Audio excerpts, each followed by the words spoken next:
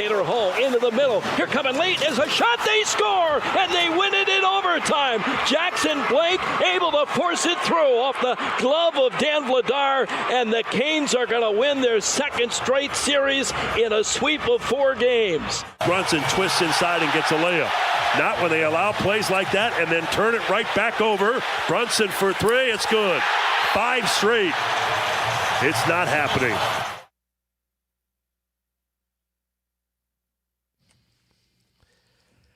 As heard on 97.3 ESPN, Tom McGinnis on the call, Tim Saunders on the call. It's not happening. When did you figure that out? 30 seconds into the massacre? Awful effort by the 76ers yesterday. Flyers gave a great effort in the game the other night, just did not have enough. They lose. They are both swept. If you bought tickets Saturday and Sunday, you got to see 2 teams get swept and have their season ends. Who went to both? Anybody? What a weekend. Listen, the Flyers gave it all they had. They can hold their heads up high and say, look, we're not the better team. The 76ers went, somebody asked me, did they quit? I said, they didn't quit. They didn't show up. There's a difference between quitting and not showing up. You can't quit if you don't show up. They didn't show up to the game. They didn't even bother to enter the arena yesterday. They said, put us out of our misery and let us go home. Because it seemed that they were on the road yesterday.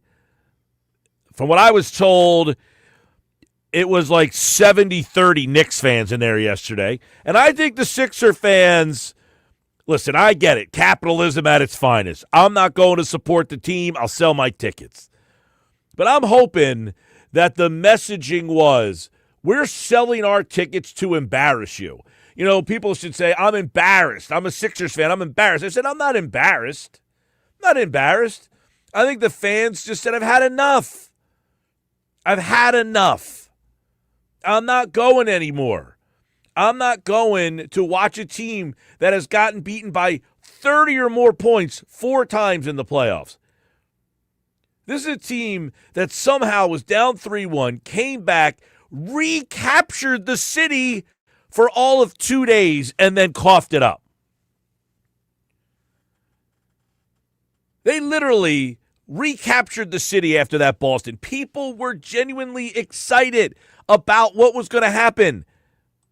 But to not show up on an elimination day, and Friday night, they're in the game, they got a shot, and listen, the Knicks are better than the Sixers are. Are they miles and miles better? Not necessarily, but they're better. Why are they better? They're deeper. They've got more talent on the bench. You know, if you lose OG Anunoby, who's a very important player for them, they didn't miss a beat. You know, they played 2 games without OG Anunoby. And they scored 144 points yesterday in the game. They advanced to the second round to the conference finals for the second straight year.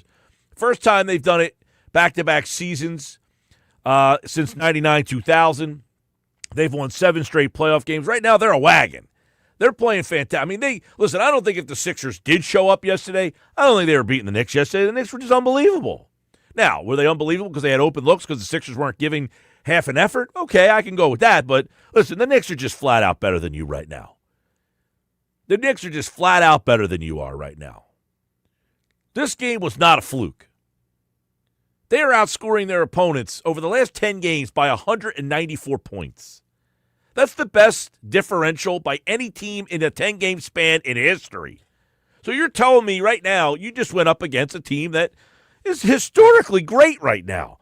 I give the Knicks a lot of credit. Look, I thought the Sixers had a shot against the Knicks. And look, we had Sal Licata on the show from New York Sal Licata Show, and he picked the Sixers to win the series. It's not crazy to say, look, Embiid has had really good games against Karl Anthony Towns in the past. And, you know, player for player, you're like, okay, but the bench situation is a massive problem for the 76ers. And Look, right now, I've said it many times, people want to turn this team over to Maxey. Maxey had a terrible series. He had a terrible series. We all love Maxey. Maxey's great. He smiles. He's great. People that want to turn the team over to Maxey, you might reap what you sow. He was insignificant in this series. Now, I don't know if he was hurt, was up with that pinky. He barely shot, didn't get to the line. I think the entire series against the Knicks. They had Miles McBride step in yesterday and hit 7 of 9 from 3. 7 of 9 from 3. OG Anunoby gets hurt. McBride steps in and leads the team in scoring. Karl Anthony Towns was a killer. I'm not saying I underestimated Towns. He's a great player, but he is up and down sometimes.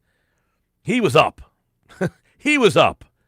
He had double-double, and he was hunting assists. He was having fun playing point Towns. But they shot, listen to this, in the game, in the series, the Knicks shot 73% off of Karl Anthony Towns passes. They were 20 of 38 from 3 when Karl Anthony Towns threw them the pass. It's 20 of 38. It's unbelievable. You know, the last time the Sixers and the Knicks played, I said, they can't shoot that well again. No, they shot better. They shot better. It's unbelievable. And obviously, like Embiid, listen, we're going to talk a lot about Embiid and what the future holds there. He was 8 for 8 from the field. He was the only guy that did show up yesterday. He had 24 points in the game. So the whole thing begins. They get swept. They got their ass kicked. They basically, I don't even think they quit. They just didn't even bother to show up yesterday. You can't even, like, saying they quit would be giving them credit. To say they actually at one point were trying and then quit. They gave less of an effort than that. They didn't show up. And this is the kind of game that you would think consequences have to happen. We know the Embiid problem. He is just starting his extension next season. He has 3 more years left. Listen, if they didn't sign that extension, he'd be a free agent right now. He'd be a free agent today. Well, not technically today, but you know what I mean. But that extension kicks in next year. And it's for 3 seasons at almost $60 million per season. Now, bright side, if you want to find some, Joel Embiid says, I'm over my knee problems. I don't think that's a problem anymore. So he will go into an offseason for the first time maybe in his life without any knee problems or injury issues to speak of. That being said, something has to be done here. I am in the camp that I find it to be highly improbable that they can move him. Now, can you do it? Can you do it? This is what would have to happen. Joel Embiid is guaranteed $58 million. Paul George has a player option for $54 million. Okay? To trade one of those guys, let's just play the Embiid game. You want to play the Embiid game? I'll play along. Because I've said before, do I want to trade Joel Embiid? Not necessarily, but I'm well understanding they got to do something different. You can't bring Paul George, Joel Embiid, Tyrese Maxey, VJ Edgecombe, Nick Nurse. You can't do it. You can't do it. But I'm also a realist. If anything, I've always tried to be as real as possible, whether I agree or not. Do I want to see them blow something up and try something different? I was a huge proponent of the process because it was something different. Now people want to blow this thing up. Okay, Joel Embiid, let's be realistic here. How many people think they can realistically trade Joel Embiid? So you have to trade Joel Embiid and then attach probably 1, if not 2, first-round picks to move him. If I'm calling a team and I say, hey, you interested in Joel Embiid? They're going to say, not really. Well, what if I give you a first-round pick? What if I give you 2 first-round picks? Okay, now you're talking. So they take Joel. Now, Joel said, listen, my knee problems are behind me. Maybe there's a team out there that says, hey, if we can really get the healthy Joel Embiid, and I've said before, I would like to see Joel Embiid traded for no other reason as I want to see how a real organization handles him. None of this nonsense of you can't play, you're not playing, he's not playing, none of that. I want to see how a real organization runs it. We got Joel Embiid. You're not sitting tonight. You're playing back-to-backs. We're going to play you. I want to see how that happens because something tells me you trade Joel Embiid, all of a sudden, much like Jared McCain and Isaiah Joe and Julian Champagne and all these other guys who go to other organizations, somehow they miraculously figure out how to turn into really good players. Even Tobias Harris can all of a sudden play. What a surprise. So you trade Joel Embiid, you know what's going to happen. He's going to go somewhere, and he's finally going to say, this is great. I don't have people telling me I can't play tomorrow. I can play back-to-backs. This is amazing. But how many people realistically think there's a team out there that is willing to take that shot? 609-403-0973. The Paul George thing, I actually think you have a better chance of moving Paul George. And if I'm the guy in charge, and I don't know who that's going to be, there are some murmurs that both Nurse and Morey are in some trouble, and I have no problem with that. They both kind of need to go. You got to get something different. And if you can't trade the players, you get rid of the coach, right? That's generally how this happens. And I don't know if ownership sees the Embiid contract as a movable situation. And if they don't, they're going to have to find somebody to do it. There's all sorts of reporting going on about how the team basically were not happy with the decision to trade Jared McCain. And that was the beginning of kind of this whole thing blowing up. The tensions were happening between the coaching staff and the players. But make no mistake about it, Embiid can still play. I mean, he is still their best offensive player. The problem is he's not the same impactful player on defense. That's a major problem.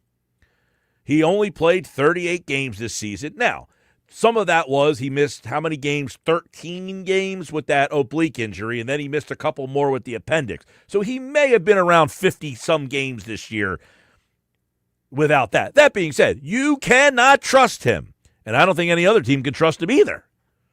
Why would any other team trust him? Why would any other team say, I will give you X, Y, and Z to get Joel Embiid? I don't see it happening, but somebody talk me into it. I'll play along. One, the Paul George thing. The Paul George thing. He's got 2 years left on the deal.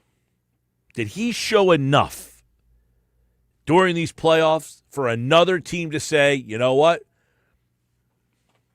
We'd be willing to give him a shot here. I certainly didn't see enough. But maybe somebody else is dumb enough to say they would do it? I don't know. So they're your two biggest problems. You got those two contracts that I deem to be almost immovable. Here's another problem. You got the Maxey situation. He's signed to a max contract. You have to make the decision. Is Maxey the guy that you think is the guy? And if not, is he an untouchable? Is he part of the I have to change something? I don't think there's people lining up to say, I want to trade Tyrese Maxey, but do you have to have that conversation? You're not trading Edgecombe. I mean, Edgecombe, I was telling Josh earlier today, you have to hope that Edgecombe supersedes Maxey and becomes the team's best player. The way that Joel talked about him yesterday, I never heard him talk about Maxey like that. The way people were talking about Edgecombe yesterday, that sounds like the guy. And I said, they need him to be the star. He has to become the best player on the team, not Maxey. Maxey has to be the number 2 guy, the scorer. But the problem is, as you saw, he's a 6'2" score first guard. When the other team has a 6'7" athletic wing, they put him on him. He had trouble. So there's a couple issues. Then you have 3 free agents. Quentin Grimes, Kelly Oubre, and Andre Drummond. Now, you have other free agents, but none of them ever played. Those 3 guys were 3 of the 8 guys you actually played. So if you let those three guys walk, what are you replacing them with? Grimes, Oubre, and Drummond were three guys of the 8 players that you played. The free agent class is not any good. I mean, there's literally, if you told me you could pick one guy from this free agent class and you could have him for free, you're not excited about who you end up with. I mean, LeBron James possibly is a free agent. Let's throw that one out the window. Other than that, Austin Reeves, I think, is a free agent potentially. And they don't have any money. They can't sign anybody. They're capped out. So the free agent market is not a opportunity for them. By the way, Ramona Shelburne, on whether Daryl Morey will return next season, says, my gut says yes. A week ago, we were talking about how they finally got over the hump and beat the Celtics. I think beating the Celtics the way they did, being down 3-1, I think this team showed this team has it. Why would a change have to happen? I'll say this about Bob Myers. I don't think he wants that job. He is not trying to take over as president of basketball operations. He has a good job working for Josh Harris and all of his teams. I do think him being around, he's evaluating, but I don't think he is a replacement. So, does Morey end up getting fired? Morey's an interesting one. Morey has drafted pretty well. He has drafted Maxey. He drafted McCain, and then he subsequently traded McCain. He drafted VJ. And you can say all you want about VJ Edgecombe and him drafting him. I don't know that there was a lot of people that really thought that VJ Edgecombe was the right pick there. There were some people who wanted Ace Bailey. And listen, Ace would have been probably pretty good. And Con Knipple. There was other good options, but VJ Edgecombe was a guy that was kind of the wild card there. So he has found talent in the draft. Heck, they have found guys that, Dominic Barlow, they didn't draft him. And I know Barlow was not great, but an undrafted player, Justin Edwards. He has found talented players. He's also done a pretty decent job at times untangling the web and the mess of some contracts that he walked into. The problem is he really gets his feet held to the fire for the Paul George and Joel Embiid deals. Those are the two that really have messed this team up. So if your ownership, do you look at Morey as the guy that, hey, man, we've got the 22nd pick in the draft. We've got a pick next year. We have the Clipper pick coming. We've got like 5 or 6 first-round picks coming. I want him to be the guy that makes those picks. Or do you just cut bait and start over to basically appease the fan base? Because the fan base wants Morey out, and I don't blame them. I don't blame anybody for any way you feel about this team at all. Because what we saw this week against the New York Knicks is a organization that right now seems rudderless. Rudderless. You get swept like that with these contracts, you got an entire region that sees no hope at all. No hope at all. 609-403-0973. To kind of backtrack to one of your many questions you asked, Mike, I think that the ultimate move that has to be made is firing the head coach, because that's the one thing that you can do that won't have any negative consequences. Like, for example, if you found a person who would be willing to take on Embiid and Paul George, the speculation is you have to give up first-round picks to get that. And you really want to sacrifice your future just to unload a contract or two? That might not be the best strategy. If you get rid of Daryl Morey, you get rid of the guy who can draft the guys. Now, obviously, if you told me, hey, I'm getting rid of Daryl Morey, you get another guy, he's not the GM, he's the president of basketball operations. So there's a whole hierarchy there that goes with that. But the guy you bring in is great at making trades and signing free agents. I guess I'm okay with it. But to me, the quote-unquote, the safe, smart move is find a new head coach. Well, I'm not going to argue that that's something that should be done or can be done or the fans would certainly be okay with. But the recycling hamster wheel of it's always the coach's fault. Brett Brown, it was his fault. Okay, they hired Doc Rivers. No, now it's his fault. Now they hired Nick Nurse. No, now it's his fault. understand you have to do something. I'm just saying that's not going to really fix much. It's not going to fix much, but it's the only move that you can make that doesn't have negative consequences. No, and if you are looking to just say, look, we are getting roasted right now. We need some sort of goodwill. I've got to move on from Nick Nurse first. Now, if the fans could pick one over the other, Nurse or Morey, who do you think they'd pick? Whoa, that's tough. I mean, I feel like we should make a poll question out of that because one stays, one goes. Morey or Nurse. Now, you can't keep Nurse and get rid of Morey because the next GM is going to want his own coach. Right. So that one is almost unrealistic. But I'm wondering, do the fans think this is more of a Morey problem or that the coach didn't get enough out of this team? I go back to I ultimately fall the blame on Morey because for whatever reason, Nick Nurse, as been reported by a lot of people, cover the league, basically didn't know what to do with Jared McCain. And there's been multiple players who have Which is weird because, by the way, I'm sorry to interrupt you, but the year before, I thought he did a great job of utilizing McCain. Correct. So you would say, okay, look what I did with him last year. Why can't I use him like that this year? Now, I get it. Part of the problem is, and I love McCain. He was an awesome player. I just his energy was great and everything. I think he was a great piece for this team. When he came back from the injuries, he was not very good, and that got him off to a bad start. Right. But I thought it was becoming apparent that he was kind of getting over the thumb and the knee. And right when they traded him, it felt like, wait a second, he is just kind of getting his rhythm here. And then, of course, he goes to Oklahoma City, and you see what he's done there. And you could argue that the handling of his return from injury was mismanaged as well. That's a whole other conversation for another day. But I blame Morey for this reason. For me, Mike, if you know you have a coach who is, we'll call Nick Nurse very particular, right?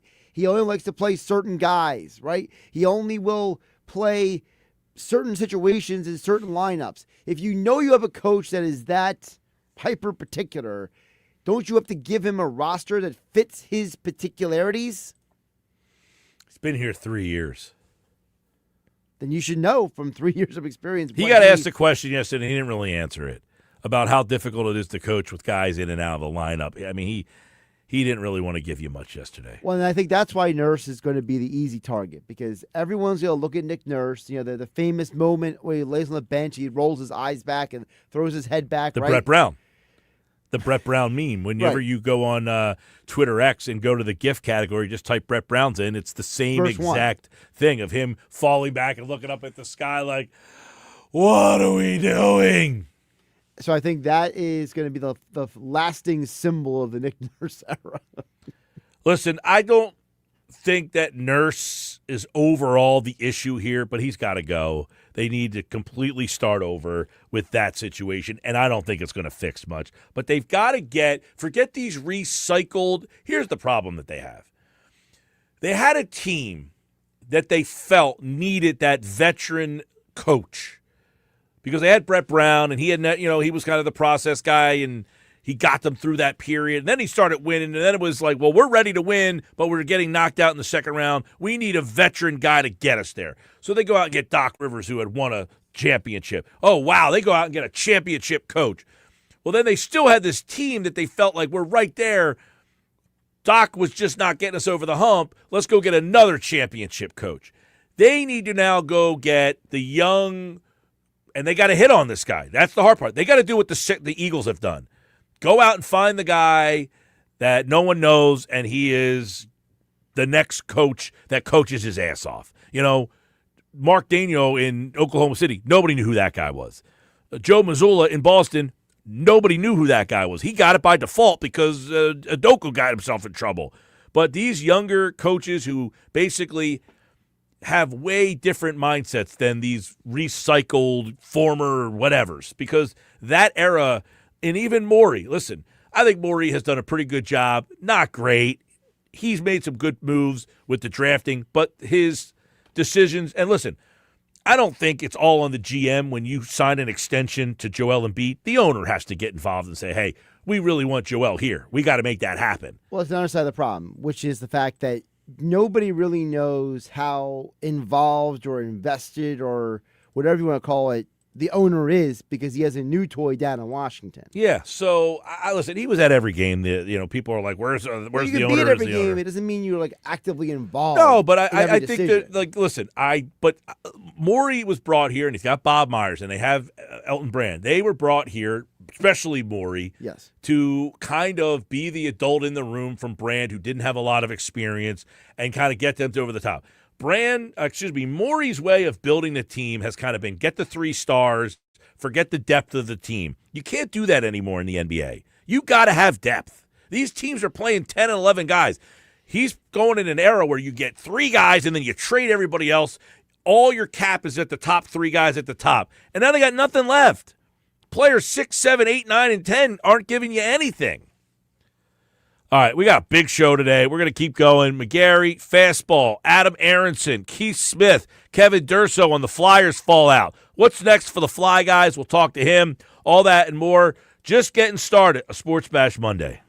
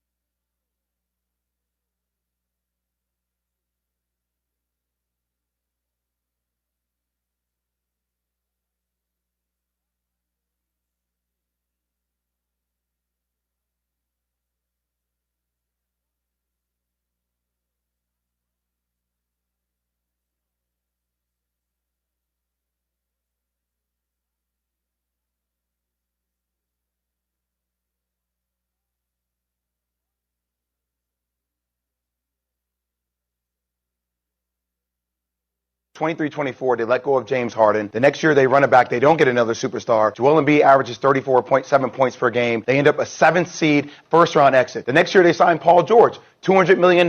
Then they get Jared McCain. Jared McCain's playing well. He's hooping. Jared playing well. So high. Still first-round exit, right? On the back end of that, they actually tank. Yeah. They tank to get the right draft pick. Yeah. Then they get beat B.J. Edgecombe. Now they're playing well. You get to the trade deadline. Do you lean all in when the East feels like it's open? No. You trade Jared McCain. And for draft picks, 81% from the three-point line right now versus the Lakers. Do you want me to keep going on? Isaiah Joe was on this damn team. Isaiah Joe is coming off the bench for OKC. Shin Penny was on this damn team. Shin Penny is one of the best three-point shooters for the Spurs. Get him, That's Jay. all your depth. Right. All your depth. And now you're sitting here in purgatory with Joel Embiid. Jay Williams said that on Get Up this morning. You know, he's talking about all the mistakes this team has made. And you're talking about, you know, little things, big things, things from all over the place. You know, we know about the past draft problems, Fultz and Ben Simmons and Nerlens Noel and guys who didn't work out, Jahlil Okafor. But then it's the smaller guys. Julian Champagne's a guy that I don't think anybody knows, but he's out in San Antonio and can shoot and helps that team win. You got Isaiah Joe. You've got Jared McCain. I think they got a player development problem because these guys are going elsewhere and they're finding roles. But what's the biggest problem? Mike McGarry from the Press of Atlantic City, pressofac.com. His Knicks are moving on. They sweep the Sixers. If the Knicks did not score in the fourth quarter yesterday, they still would have won that game handily. Mike McGarry from the Press of Atlantic City, pressofac.com. What's going on, Mike? Hey, Mike, how are you? Whatever that arena is now called in Philly turned into MSG South yesterday, basically. Well, I think it was a little bit of a protest. You know, it's capitalism wrapped with these fans just said, listen, we want to embarrass this team. We want the ownership to know we didn't want to buy tickets. We're selling our tickets so that you can hear what it's going to sound like because we're done. Yeah, I would agree with that 110%, Mike. But I would also say, I mean, Philadelphia sports fans love to talk about how the Eagles fans travel and how they go into opposing venues and take that venue over. And Phillies fans love to talk about it, too. And most of the times they're going into the venues of losing teams or teams without passionate fan bases. So when it happens to you on the reverse side, you kind of just have to accept it and appreciate it for what it is, basically. Yeah, and listen, obviously this team is got a lot of questions. And one of them starts with where and how do you make change? Is it as simple as, hey, you fire the coach again? They've tried that multiple times. Do you move on from Daryl Morey? Let's start with those two questions. Well, to me, Mike, I'll just jump to the biggest question that I think the Philadelphia 76ers face is I don't care who the coach is. I don't care who the general manager is or president of basketball operations.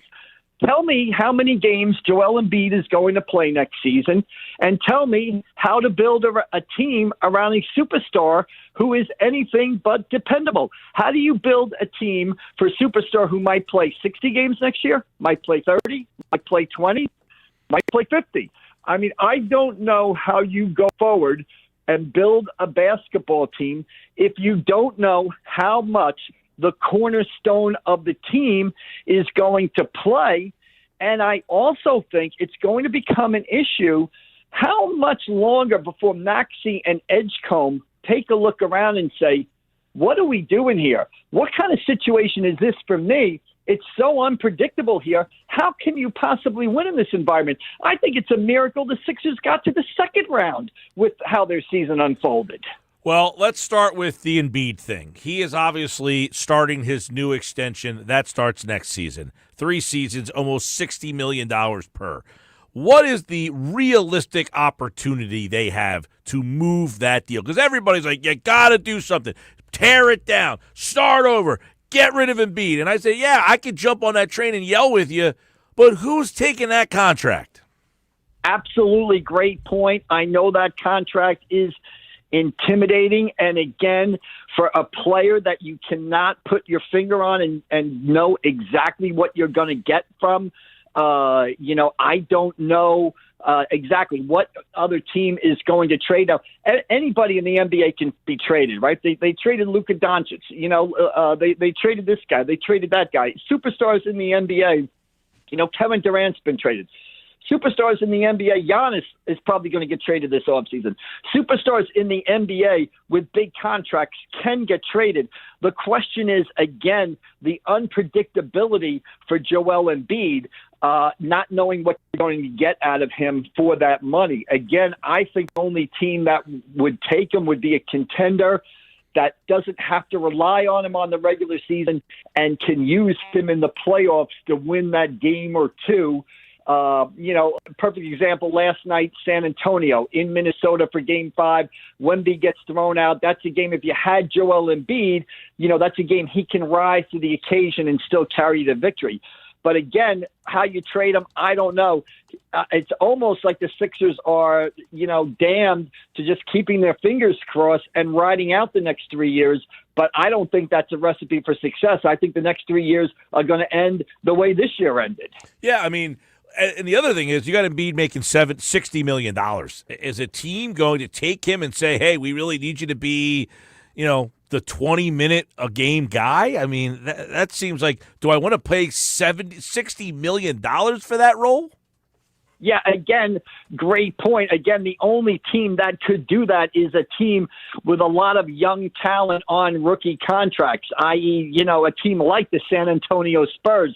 They have an awful lot of young guys, Dylan Harper, Wemby, the guy you mentioned before. I'm not sure how to pronounce his last name, Charlemagne or whatever. Champagne. The Champagne. They've got a lot of young guys on rookie contracts. That's the type of team that can do it. But again, you're paying $70 million, to win that one playoff game, but that one playoff game might propel you to a championship. So I guess teams are going to have to do a little risk reward. I will say this. I think right now the current Embiid situation does not benefit the 76ers at all because to me, the season's going to end exactly the way it did this year. You're going to have a great moment, a high moment. You go into Boston, you win Game 7. That's probably one of the greatest wins in Philadelphia 76ers playoff history. And then one game later, he's out, and then you're getting swept at home by, got your doors blown off, and all the good feelings that you kind of built in the winning Game 7 in Boston have evaporated. So to me, until you figure out the Embiid situation, and I'm not sure there is an answer, I don't know how this team goes forward. And honestly, if I was a player on the 76ers, I was Tyrese Maxey or I was VJ Edgecombe, I'd be a little frustrated with this situation. Yeah, and then you got the Paul George, and obviously, if you could, you trade him too. I don't know how much value he has. Would you trade Paul George and then attach a first-round pick just to get rid of him? Because the problem is then you're kind of cutting your nose to spite your face. You're sending guys off with assets that you need to try to help build around Maxey and Edgecombe. So if you're trading first-round picks away, how are you going to eventually build around them? Yeah, Mike, I know a lot of people are down on Paul George, but I think actually with the way Paul George played at the end of the regular season and the way he played in the playoffs, at least for the majority of the Boston Celtics series, I'm not as down on him as as some others. I still think he can be a viable winning piece of this team. I don't think you have to shift Paul George out tomorrow or ship him out tomorrow, basically. I like what he did this season. I think if the Sixers have to figure out a way, however, to build some depth on the bottom of that roster, because that's where the Knicks got him with, the talent level at the top of the roster is very even. But, the Knicks with the Deuce McBride, the Shamits, the Mitchell Robinsons, the Jose Alvarados, they just have so much more depth. And here's the other thing to look at, Mike. Right now, it's fresh, it's raw. The Knicks rolled. We'll see what the Knicks do. The Knicks might roll through the Pistons, and they might roll into the NBA Finals. And you might look back on this in 2 to 3 weeks or a month and say, hey, we got beat, eliminated in the playoffs, but we lost to a team that won the NBA championship. Maybe we're not as bad as we thought we were against the Knicks. Now, conversely, maybe you're not as good as you thought you were after Game 7 of the Boston Celtics. Maybe the truth is somewhere in between. But again, to me, until you solve the situation where Embiid can play on a Saturday and look great, can play in Madison Square Garden, 2 days later, and then the next day is basically a shell of himself and has to sit out. I don't know how any basketball team in America, be it a Pee-wee team in Summers Point or the Philadelphia 76ers, is supposed to win games when your best player comes and goes like the wind. So do you put anything into what Embiid said about the fact that the knee issues, he said this was a success of a season because, quite frankly, he didn't even know if he was going to play. Now he says the knee problems are behind him. So do you take that and say, you know what? Maybe he will be more available next year. Is that something that at least makes you, or do you just trade him at all costs if you can? Well, to me, Mike, if it was left to me, I would move on from Embiid. I would try to say it's time for a new era of Philadelphia 76ers basketball. We've been doing this for 8 or 9 years now. It's been the exact result. The definition of insanity is, keep doing the same thing and expecting it to have different results. We've been waiting for Embiid all of a sudden to show up and be healthy. He's just not healthy. It's always something. Now, it's not always his fault, but it's always something. How do we know? He says his knee problems are behind him. They're not behind him. Come on. He's a 7'2" guy who weighs a tremendous amount, whose knees have undergone repeated surgery. I haven't looked at any of his medicals and stuff, but, we know he's had ligaments and taken out and repaired and everything. His knee is not going to all of a sudden be better next season. It would reason to stand that it would probably get worse next season. So I don't all of a sudden see Embiid getting healthy and showing up to play 70 games next season. If he does, great, but I don't see that as an option. So I would try to move on from him. How you move on from him, I don't know, and I would try to build around Maxey and Edgecombe. Again, the only team that would take him, to me, is a contender that he can put over the top, kind of playing that Bill Walton role on what Walton did for the 1986 Celtics, basically. You moving on from Nick Nurse? I probably that's a hard question, Mike. I thought Nick Nurse did the best job he could with what he has been given. And I thought, in the Boston series, he made some good moves. I don't think there was much he could do in the Knicks series. I think the Knicks are just playing that well right now. So, I'm not so sure that Nick Nurse is the answer. Moving on from him is the answer. Maybe you need a fresh voice.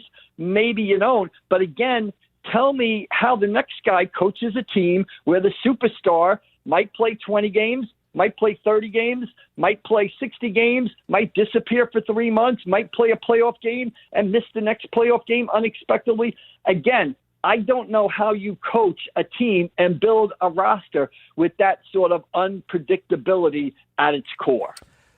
What about Morey? Same sort of answer. I think Morey has done some good things here. I think he's made some good moves. I mean, he drafted Edgecombe. He drafted Maxey. I mean, when he first arrived, nobody thought he was going to get off the Al Horford contract, right? They said he'll never be able to do that. He traded that. He got off the James Harden contract, right? I think Morey has done some good things here. And, I know people are frustrated with him right now. But again, this is the guy who drafted Edgecombe and Maxey. And they're two of the better players in the NBA. The Maxey thing was no sure thing. What was he picked, in 19, 20, 21 in the draft? So, again, I know people's reaction is, we got to get a new coach in here. We got to get a new president of basketball operations in here. Again, I just say to myself, and maybe it is time for a change. Maybe it is time for a change and to restart the whole thing over. But until you solve the Embiid issue, to me, it doesn't matter who the coach and the general manager is. Now, again, maybe it is time. Maybe you just make a clean break. Maybe you get rid of Morey, you get rid of Nurse, and you say to yourself, we're moving forward, new era, new voices, and we're going to move forward. We're going to move from beyond Embiid. So we're getting rid of Embiid, we're getting rid of Nurse, we're getting rid of Morey, and we're starting over. I think that is a viable option. And kind of, if I was Josh Harris, that's the way I would go. Well, obviously, the Embiid thing is going to be number one on the list if they can try to do something there. I don't see that being very plausible, the Paul George thing. So There are a lot of murmurs surrounding Nurse and Morty. We shall see. They are not having any exit interviews. Apparently, they did them last night. So that's it. They are done. They have fled the area, and we'll see. All right, Mike McGarry for the Press of Atlantic City, pressofac.com, joins us here on the Sports Bash. Of course, Monday, Wednesday, Friday. We'll talk to him again later on in the week. All right, Mike, thanks, man. All right, Mike, we'll see you down the road. Thank All you. right, good breakdown from Mike. He's right on a lot of things there, and I'm sure there's a lot of people out there listening that are probably shouting and yelling at the radio. What would you guys do? Give us your thoughts. 609-403-0973. This hour of the show brought to you by the law offices of Craig A. Altman. Unlike the 76ers, who seemed to go into the game yesterday without a plan, you need to have a plan. If you get into a car accident, a slip and fall, a serious workplace injury, you need to have a law firm with the tough lawyers who know how to handle the tough cases, and that's the law offices of Craig A. Altman. Located in Delsey Drive-In and Violent, backed by a Philadelphia law firm that knows how to win. Give them a call at 856-327-8899. Have the lawyers that can have a game plan for your injury. 856-327-8899 or visit them online at CraigAltmanLaw.com. First thing you're doing with the Sixers, what is it? 609-403-0973. Back with that.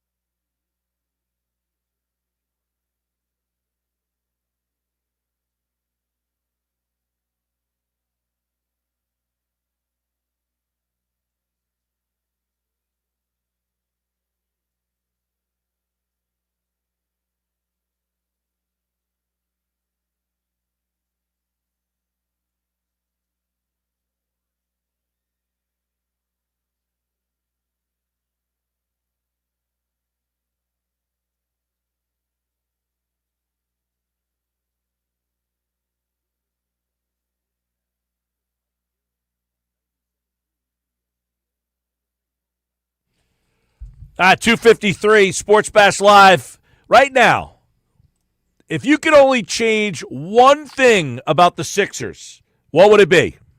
609-403-0973. Fire the coach, Daryl Morey, trade Joel, trade Paul George.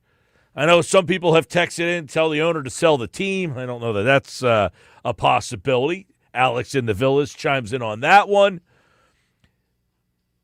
Hands down, the biggest problem is having an owner that doesn't care about winning, only about making money. They are screwed, so Embiid and PG are gone, but even then, what?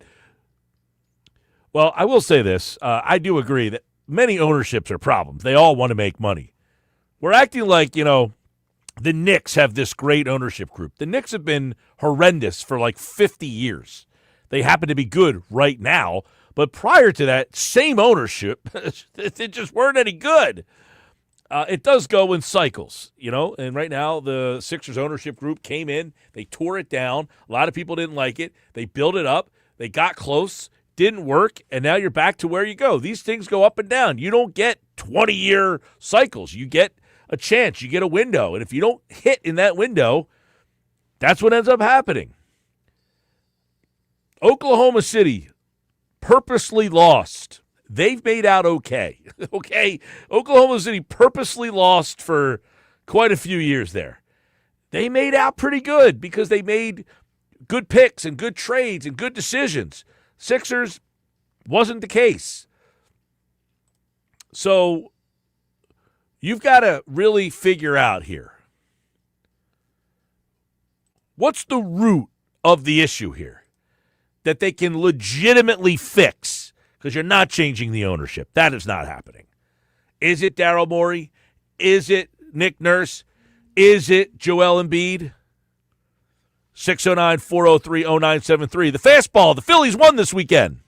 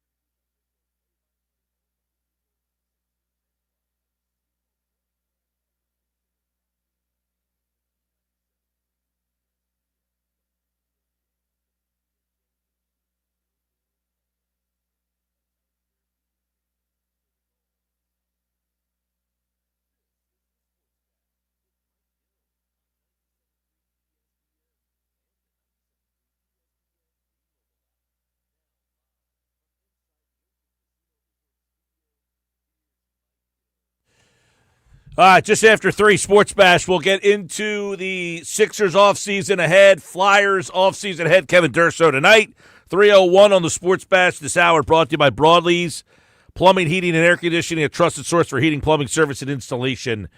Call 609-390-3907. I don't see a Phillies lineup just yet. Oh, they're off today. Phillies are off today. That's right. I keep forgetting that. The Phillies actually have. They've played so many days in a row that I just took for granted they're going to play again tonight. They are off. They play Boston starting tomorrow. We're going to talk to the Phillies. Hey, break it down to 4-2 homestand. While the Flyers were getting swept and the Sixers were getting swept, all seemed to be good except for Friday night at Citizens Bank Park. And even that game, they're down 7. They come back. Crawford hits the homer. They go to extra innings. They end up losing, but then win the next 2. So the Phils continuing to play well under Donnie Baseball. All the goodwill. You had Flyers lose, Sixers lose, but across the street, Jeff Kerr, we'll start with you at Citizens Bank Park.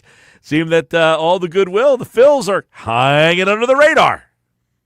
Yeah, not me. I kind of knew the result of the Flyers and the Sixers long before the result even happened, just because when you watch these teams, you kind of knew they had a ceiling, right? Sixers shouldn't have even been there, but I digress. But look, the Phillies, they're starting to play teams that they can beat, right? They ran into that buzzsaw. The Cubs and the Braves back-to-back weeks. The players even admitted that they were red hot, and they were excited to see how they would do in this coming stretch of games with the Giants and the Marlins and the Athletics and the Rockies, and they went 10-3, and they're back to 3 games below 500. Everything seems to be right. They have the best offense in baseball since Don Mattingly took over as manager, so all praise Don Mattingly, I guess. But look, this team is hitting. They're getting excellent starting pitcher for Christopher Sanchez and many others. They righted the ship, and Don Mattingly said they were going to right the ship, and they have. Well, Oscar, Jeff just talked about the schedule. I mean, you got to – listen, they got a stretch of games where they played the Cubs and the Braves a lot there, and they just were not playing well. But, yes, you got the Giants, the Marlins, and the Athletics, and now the Rockies. You got to take care of business with these teams to at least make us believe that, okay, maybe you just weren't playing good against good teams. You got to beat these bad teams, though, and they're taking care of that. Yeah, I mean, they did what they needed to do. I mean, under the Mattingly tenure, they're 10-3. They've won the last 4 series after losing the previous 6.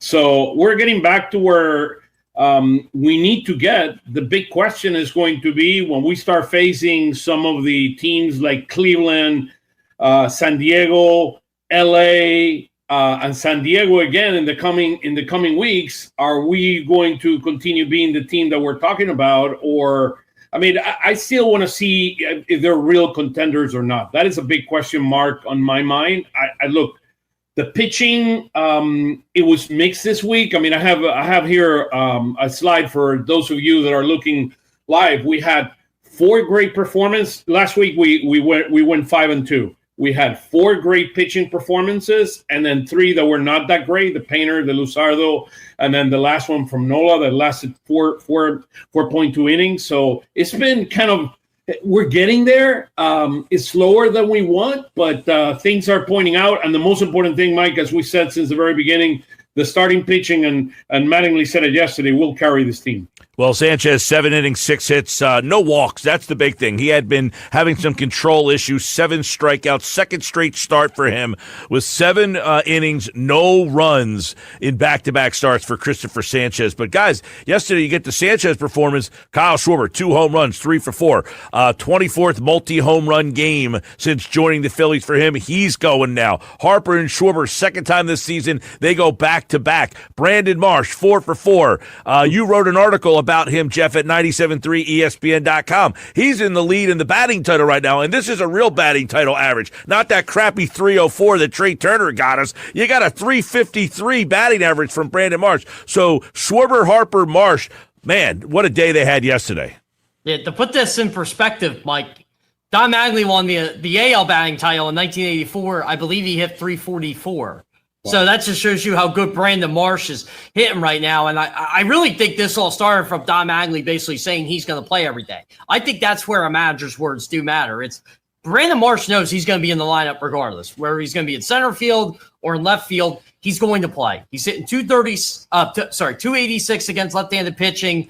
The OPS isn't great. Whatever. You're not asking for that.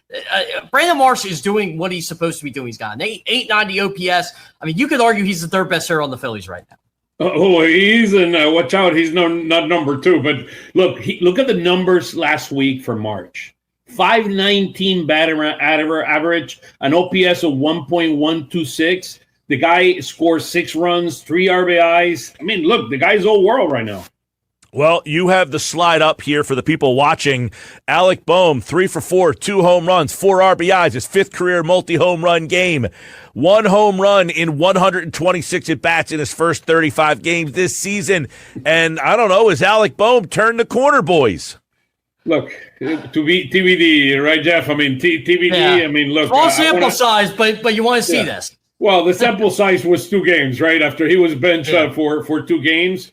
But look, he hit 313 for the week. I mean, got a couple of home runs, got 5 RBIs. I mean, tied for second with Schwarber. With Harper, Schwarber had 7 RBIs on the week. So, look, it's promising what we're seeing out of Boehm. Hopefully he turned the corner. Something that I liked a lot last week is that Mattingly, during the 2 days that he was off, he was with him during batting practice. So that's one thing that he does that Topper couldn't do, which is he's been a player. He's a proven commodity as a hitter, winning batting titles and being MVPs of the American League when he played. So he can sit down there and see, look, what's going on, what's going good and what's going bad. So that's a good thing. There's a reason why Don is so late talking to us, because like Oscar knows, we get the media info when the clubhouse is open, when the clubhouse closes, and normally the manager speaks, doesn't matter who it is, right after the clubhouse goes. For Don, it's like 35, 40 minutes, sometimes even longer, because he's working with Alec Boehm, or he's working with Trey Turner, or yesterday he was working with Felix Reyes at first base and talking to him and talking to Bryce Harper. And it's just these little minor details he's doing. And I think in the long run, it's really going to pay off for them. Well, can I ask maybe an obtuse question here? Could he not do that while he was the bench coach? Could he not hang and talk to some of these guys? It's not like they brought him in from outside the organization. He was here. He was fielding. He was playing first base when he was the bench coach. He was doing some of this stuff. It's just we're now paying more attention to it because he is the manager. And right. He runs a team now. I mean, so guys need to pay a little bit more attention than they were doing before. Yeah. You don't have to answer to Rob Thompson anymore. You're answering to Dave Dombrowski and Preston Mattingly. Big difference. Yeah. Another guy that you wrote about over at 97.3 ESPN.com, conversely, did not take any batting practice, and that's Trey Turner. Now, Turner had a good day on what day was that? Saturday. But, Saturday. Still, I don't know that Turner is turning the corner yet. Geoff, you wrote about him. What's the feeling from the manager and Trey Turner about where he's at right now? Well, it was funny because I tried to get out Don yesterday. I said, hey, Trey admitted last night he did not take Saturday night now, but he admitted he didn't take any swings, and he basically has 4 hits. Did you have something to do with that? And he's like, well, no, not really, but he did mention to him that sometimes when you hit and you hit, sometimes you got to take a step back, and he mentioned that's what he did. So I think Trey's just trying to figure out anything right now and said, you know what, I'm going to do that. And he was, Geoff, he was the worst hitter of the Phillies last week on OPS.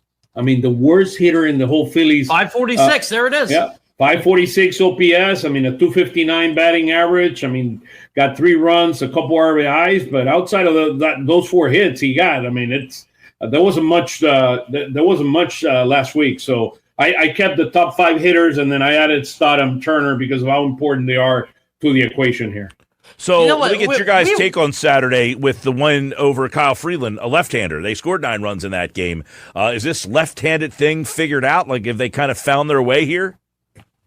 I think they'll play by ear. I think they'll play by ear, and they're gonna some game. I mean, if you have Chris Sale there, I would strongly suggest you use Sosa and then playing second base for a Stott. But look, I think you play it by ear, and March is an everyday guy until further notice. Because the guy is truly, turned the corner and he's hitting. I mean, there's no doubt about that. And so March is an everyday guy, and and Crawford is struggling big time. I mean, the OPS for Crawford against lefties is 206. So that is a very, very low number. So you're going to be playing March in center field and then maybe even having Kemp. I mean, that's the other big question. When is Kemp coming back? And you know what? That's the sunk cost, Oscar, right? You know, you want Justin Crawford to play every day, but you want Brandon Marsh to play every day. Well, if Brandon Marsh is playing every day, Justin Crawford is not playing every day. So, I mean, that's the decision you got to make. And now they're putting Mundo Sosa in left field. They're looking to see if anybody compare with him. I mean, what he brought up. Sosa in left field. Where did I hear that idea? I heard it from you. Yeah, you brought it up, Mike. You brought it up. I mean, we're getting into their ears. I mean, we got Sosa the other day in the lineup. You got Sosa in left field. I mean, that's you know impressive. what, Mike? You're not that smart because you didn't recommend Kyle Schwarber's glove to him. I didn't recommend Kyle Schwarber's glove to him, but I asked the question. I think it was on Thursday's Phillies Fastball segment. Why didn't they send him to winter ball and have him work on left field, and then when he got to spring training, play left field almost exclusively? You can always work on the side fields on second base, third base, shortstop, but go play games in spring training in the outfield because you know what? We like your bat. We want to get you in the lineup. What do you know? Now they need him to play left field. How do I have this foresight? Look, I think it's the plan. The original plan broke when Otto Kemp went down to the minors. And we know that Felix Reyes, I mean, started with a huge home run, but then things turn a little bit sour. So, look, it is a process. I mean, you rightly pointed out that they should consider Sosa in left field. But my concern with Sosa in left field is that it puts additional pressure on him to be a hitter. So that's a little bit concerning. Yeah, and that makes a little bit, that makes some sense that we've said before, Oscar, and you've really pounded this home, is that 3 to 4 times a week is a good amount of playing time for Sosa, which, fine, you could play him. The question is, Friday night they lost the game. They're down. They come all the way back. You get the home run from Crawford. You end up losing that game in extra innings, but what are they doing to Crawford here by yo-yoing him? Are you out against lefties? Are you in against lefties? You don't want to have him and Marsh and Harper and Schwarber. And I mean, they still got to figure out how they're going to play this lefty thing. I don't think that's figured out 100% yet. I think against tough lefties, I would consider sitting Crawford and then keeping March and then playing Sosa at second base. The big question is you have to fix the Felix Reyes situation right now because he's love the kid, love what he's done. He needs to go back to the minors just like Kemp did a couple of weeks ago, and then you need to bring back Kemp because you need that right-handed bat so you can have an additional player on that bench that can play. Yeah. One of the things this weekend, too, that we saw, is how they're trying to ease Johan Duran back. Geoff, what's this bullpen looking like now with Duran back? What is the kind of the roles? Because, Friday night, another night where Brad Keller just did not look like the guy that they gave $22 million. So what is this bullpen looking like now? Yeah, we were doing the conference meter right now. Brad Keller's probably like 5th or 6th at this point, right? Oscar's got the numbers up here. I mean, Johan Duran looked great yesterday, by the way. 101 mile per hour fastball on his last pitch, which was the strikeout. He looks like he's back, so you got him back. I'm curious how the 8th inning is going to play out because the contract says you go Brad Keller. Yep. But is Brad Keller earned that right? Has Jose Alvarado earned that right? Kerkering. I mean, Kerkering needs to start moving up in the pecking order. I mean, without a doubt. And if you ask me right now, who would I bring in an 8th inning in a 2-1 game against the Yankees or some other big-time team? I mean, I'm using Kerkering ahead of Keller. Doesn't it feel like Don Mattingly's starting to use him more in even more high-leverage situations? Like, you saw what he did in the 10th inning the other night. Like he should have given up a run, and he didn't. And he was fired up about that. And, I think Don knows when to use him. It's those high leverage situations or, hey, look, I need you to get an out. Can you get me an out? He'll get him an out. What Tanner Bank was doing last year. I think that's what Kerkering is doing this year.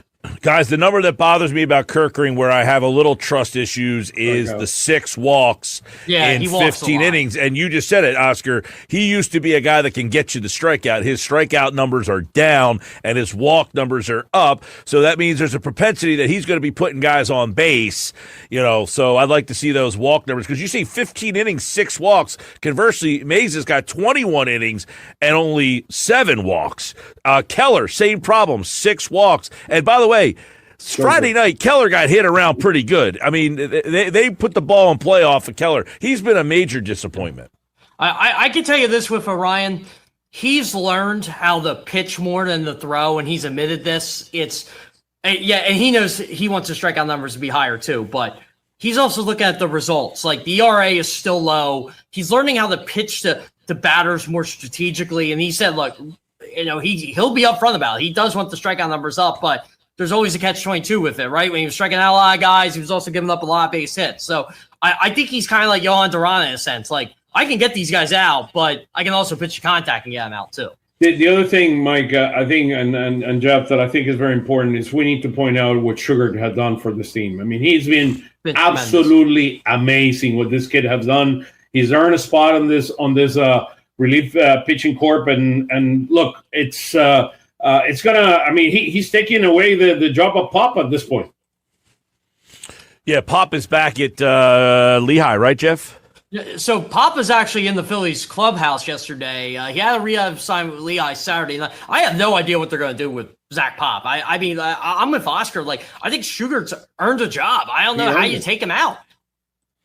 Who are the candidates that would be an odd man out here? They don't really have one, right? They don't. I think this is the relief corp right now, and Backus has an elbow issue, and who knows how long he's going to be out. Yeah. So it's probably Pop. So Pop would probably be the odd guy out. Yeah, we're looking at the relief pitching because, guys, I don't know about you. We thought the relief pitching, and one of the reasons why I really, really, really thought this team would be improved over last year, because everybody said, well, they ran it back. They didn't do anything. Well, one area where they seemingly were much better was you had Duran for a full season, you had Alvarado back for a full season, and you signed Brad Keller. You had those 3 guys. You were thinking, man, the 7th, 8th, and 9th inning for this team is really going to be better than it was April, May, and June, July before you trade it for Duran last year. And that's where I thought they were really going to rack up a lot of wins, was getting leads with their great pitching and closing those games out 7th, 8th, 9th. Duran got hurt. Keller hasn't been that good. Alvarado hasn't been what we thought. You know what's crazy about this too, Mike? They haven't really blown a lot of leads this year either. So, well, they don't ever have a lead. Oh, exactly. They never have a lead. They're always coming back. And Magley has pointed that out, by the way. But look, this is why you don't trade in Orion Kerkering because of one play.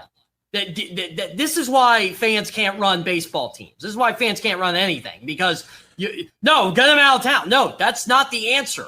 The answer is, you're a 24-year-old kid who's got a lot of talent. You just don't give up on those people. So you should be glad you have him right now. I agree. Yeah. I agree with that. So let's look at the starting pitching and what's coming up this week here, because, Oscar, you kind of talked about it. Christopher Sanchez was outstanding. I mean, he was vintage Christopher Sanchez yesterday. I thought no walks is the number that really stands out for me. Friday night, not the best pitching performance there. So you had some up and down pitching where, you look at this Red Sox series coming in. You're going to see an old friend later on this week, but you take a look at tonight's game, Zach Wheeler, and what he has brought this team. Night. Oh, right, they're off tonight. Right, I'm sorry, they're off tonight. Finally off tonight. But you're going to get Zach Wheeler, and that really has an opportunity to set the tone to kind of get this thing moving. Where you have the day off, you can reset your bullpen, and it starts with Zach Wheeler. Yeah, I think, look, Zach Wheeler sets the tone. I mean, on this rotation, I mean, we know Sanchez, the elite pitcher that he is, but Wheeler has done a tremendous job in the 3 starts that he has gotten since he got here. I'm very intrigued what's going to happen in the Painter and Luzardo's outing. Luzardo is going to go against Ranger on Thursday. That's going to be amazing to see. And then Painter is going to be pitching on Wednesdays. So those two spots are going to be very, very important to see what version of Painter and what version of Luzardo do we get. I mean, look, Luzardo, just like we talked before, He's been inconsistent in the past. Did not pitch well Friday night. Awful. And with an inning, he just gets into these innings where he just continues to throw. He cannot strike out people, and then the pitching count goes to 30+ pitches. And guys, 95 pitches in 3 innings he had the other night. It was crazy. But look, Luzardo, we know the quality of arm he has. He'll turn around. I'm not worried about that. He's the third pitcher on this rotation. I mean, after Christopher and Wheeler, the big question is going to be: can Painter can we show improvements every week? Even though he might not be perfect, but can he show a steady improvement as we go? And as I said before, the preparation between starts is the key. The learning and then the implementation of the plan that needs to help him improve after start. Well, what he can't be, guys, is Taijuan Walker. He can't constantly be down, throwing innings that he doesn't need to be throwing because he's trying to save the bullpen. This is a guy who had some arm problems. You don't want him just to be out there taking one for the team every single time because he's not pitching well to save the bullpen. So he's going to be a guy, absolutely, that you'll be keeping an eye on. It is Wheeler. They will have an opener for Boston tomorrow. Painter and Gray, and then Luzardo and Ranger Suarez on Thursday. Remember, those games are at Fenway Park.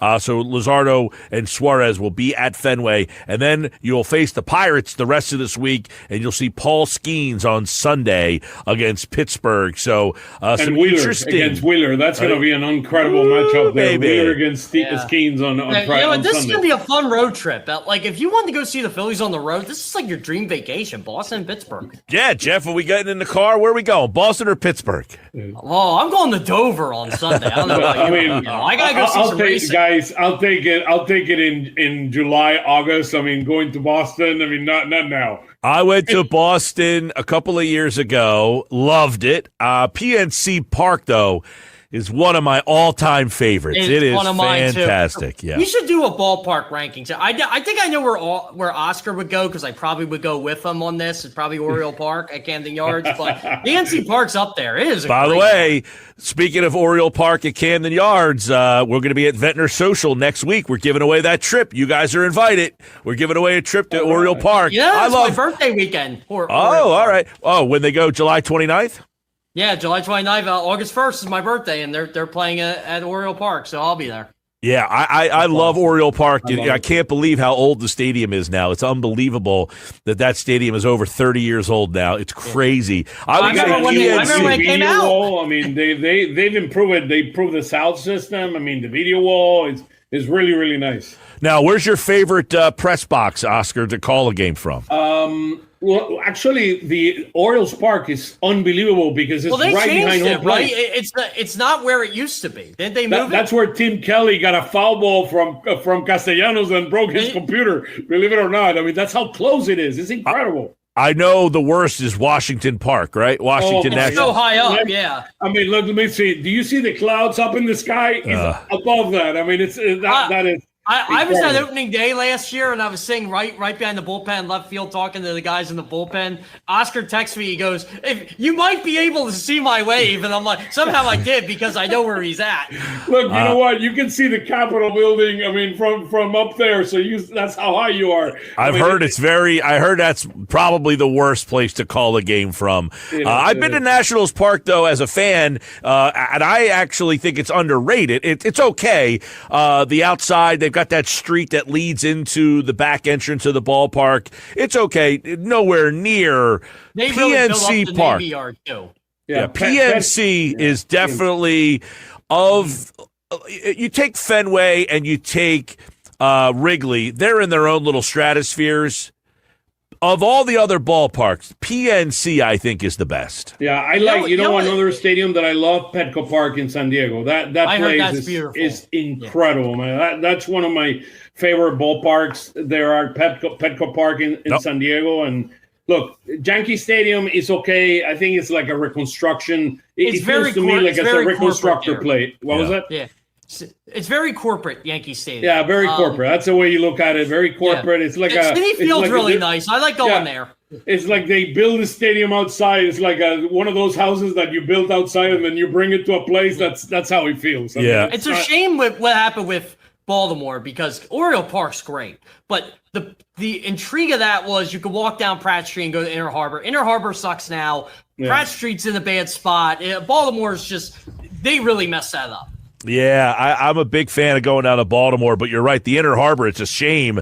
It is like desolate down there. There's like nothing in the Inner Harbor anymore. It's a shame. But Fenway, and Corey's watching, he said he was there Thursday. It was incredible. You're right. You walk into Fenway Park, and you're like going in the ballpark, out of the ballpark, back in the ballpark to get to your – it's unbelievable. Wrigley Field, the whole area around. So you're either a Wrigley fan or a Fenway fan. You're probably a fan of both, but like some people like Wrigley's experience better.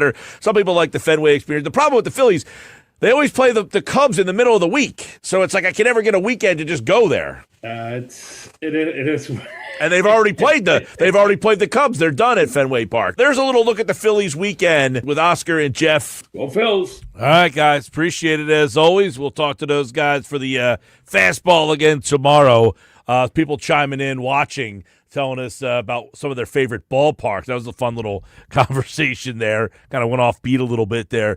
A couple of years ago, Geoff talked about Camden Yards, which unfortunately he's right. The Inner Harbor area is like desolate now. Man, that place used to be vibrant, used to be a lot going on. PNC Park in Pittsburgh, always fun. All right, coming up. What's next for the Sixers? Adam Aronson was there last night. What's the vibe he gets in that Sixer locker room? What is he hearing today? Find out next here on the Sports Bash.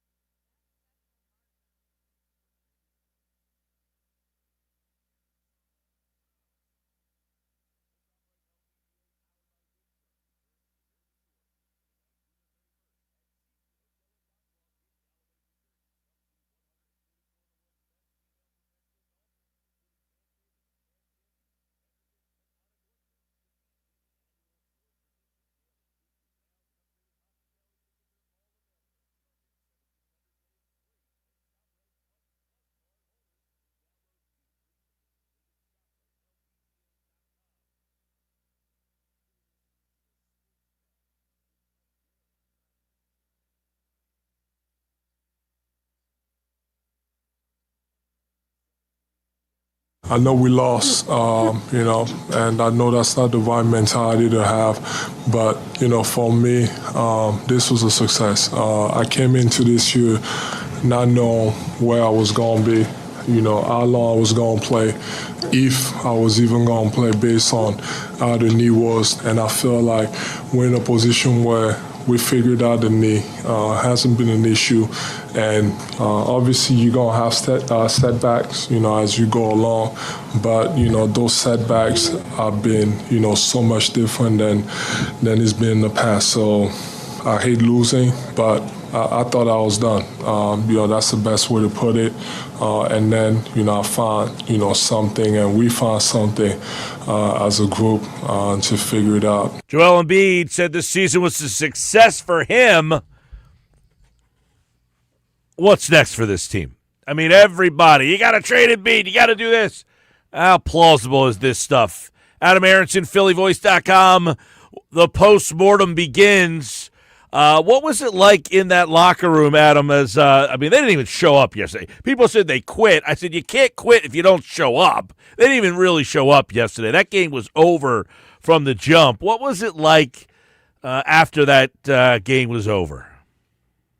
Yeah, it's a good question. It's a hard feeling to describe because, first of all, the game itself was so disorienting almost, not just because of the fact that, like you said, the Sixers went up 2-0 and then never led again and were never even competitive beyond that point. But also the arena had to be at least 70-75% Knicks fans. It was an environment that I've never experienced at any NBA arena before, let alone one here. There had been, some pretty noticeable Knicks takeovers of this arena over the last two playoff series in the last 3 years between these teams, but nothing like what happened yesterday. And I would describe the mood as dejected.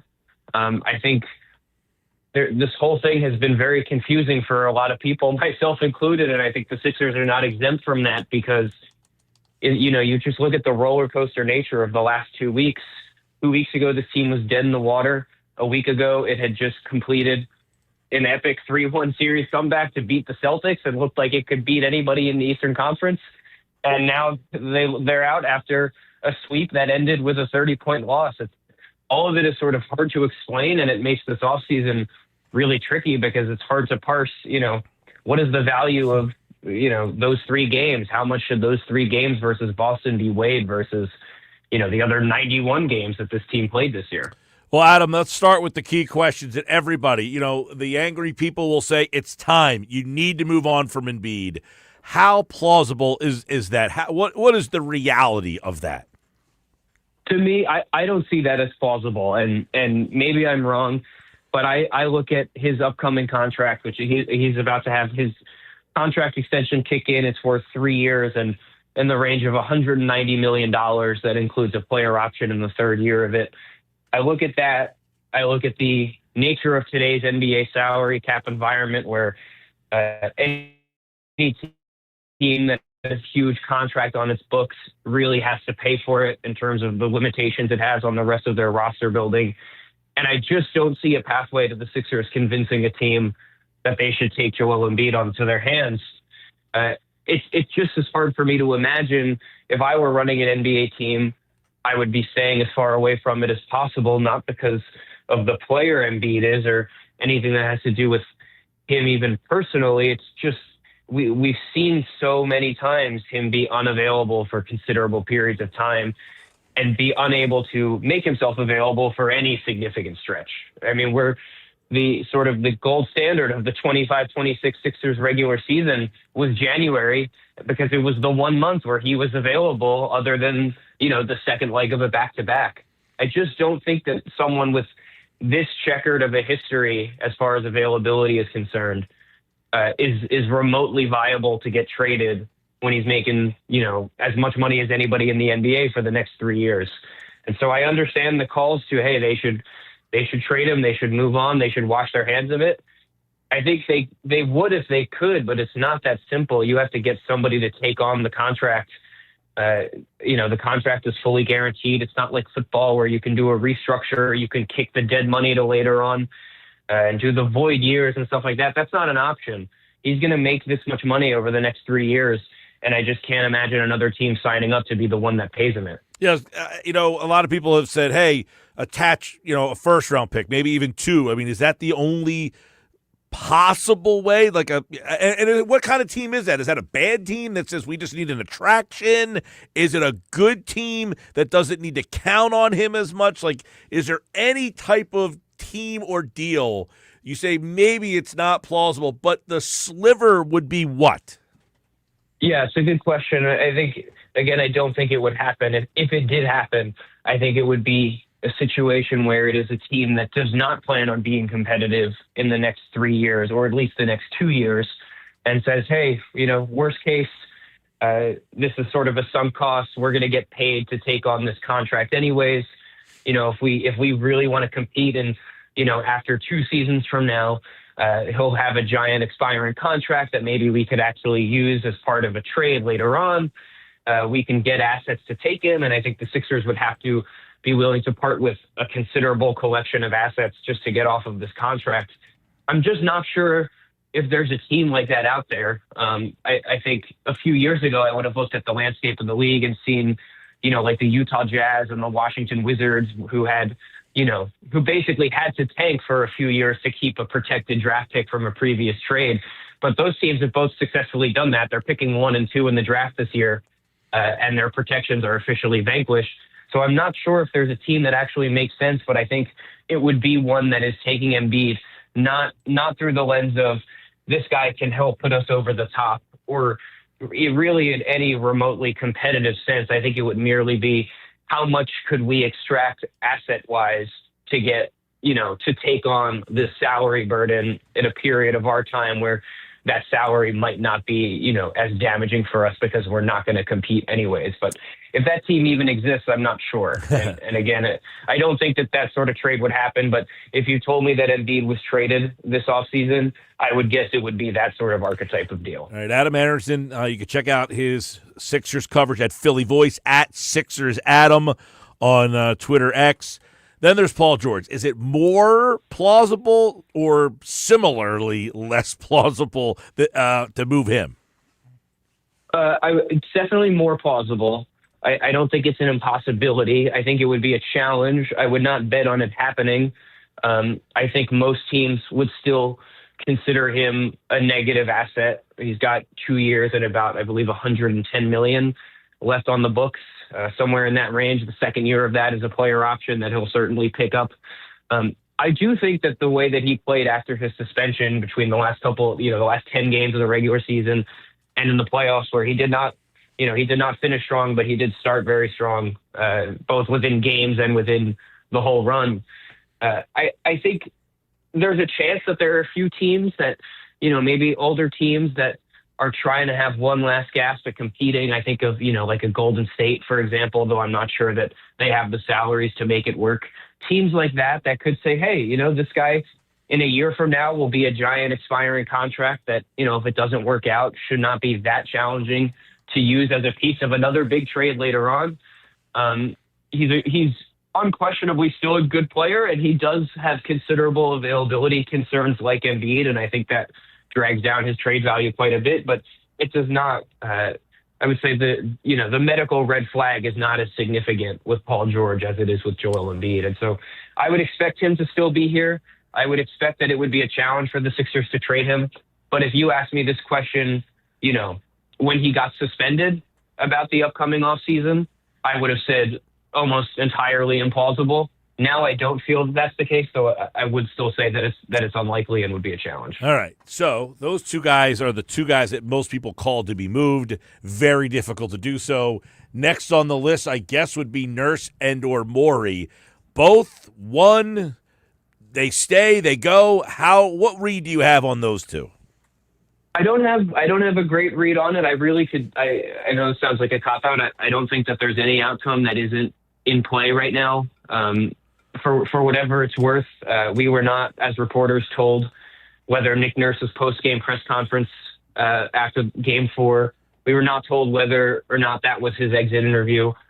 We did not have an exit interview with Daryl Morey. We were told that he was already on his way to Chicago for the NBA Draft Combine, which is starting today as we speak. and that there would be an availability scheduled after Maury returns from Chicago. I don't know what the future holds. And again, this is it speaks to just the roller coaster nature of the last couple of weeks.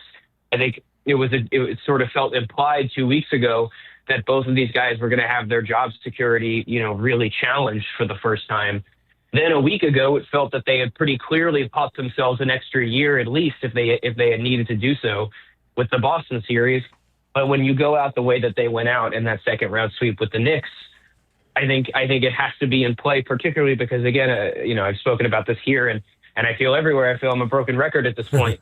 There's just not much flexibility with the roster. And clearly what they have in totality as an organization is not good enough to make a deep playoff run. And so if you can't make considerable changes to the personnel, you might have to consider whether it's coaching or front office, something that maybe shifts the vibe a little bit. And look, it's not unprecedented for that to work. Look at the Knicks right now. They are playing incredible basketball with basically the exact same group that they had last year.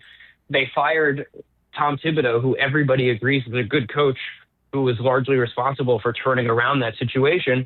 But they got a different voice in there. And right now it certainly seems like what Mike Brown is preaching to them is really clicking. And so I think you can make a case for it. But I think it's a lot harder of a decision now than it would have been if, had the Sixers just not come back in Game 5 in Boston and just rolled over right there the way that I think everybody expected them to. But now here we are. It's a challenging choice. You mentioned there's not a lot of avenues to fix things, and the interesting part here is, Adam, you do have 3 free agents who actually they only played about 8 guys, 3 of which are free agents. I mean, so you're either bringing the same guys back, or you're letting those 3 guys walk, and then what's left over? I mean, what do you do with the Drummond, Grimes, and Oubre situations? I mean, bringing them back essentially keeps the same exact team. Letting them walk, you're down to guys that you didn't trust to begin with.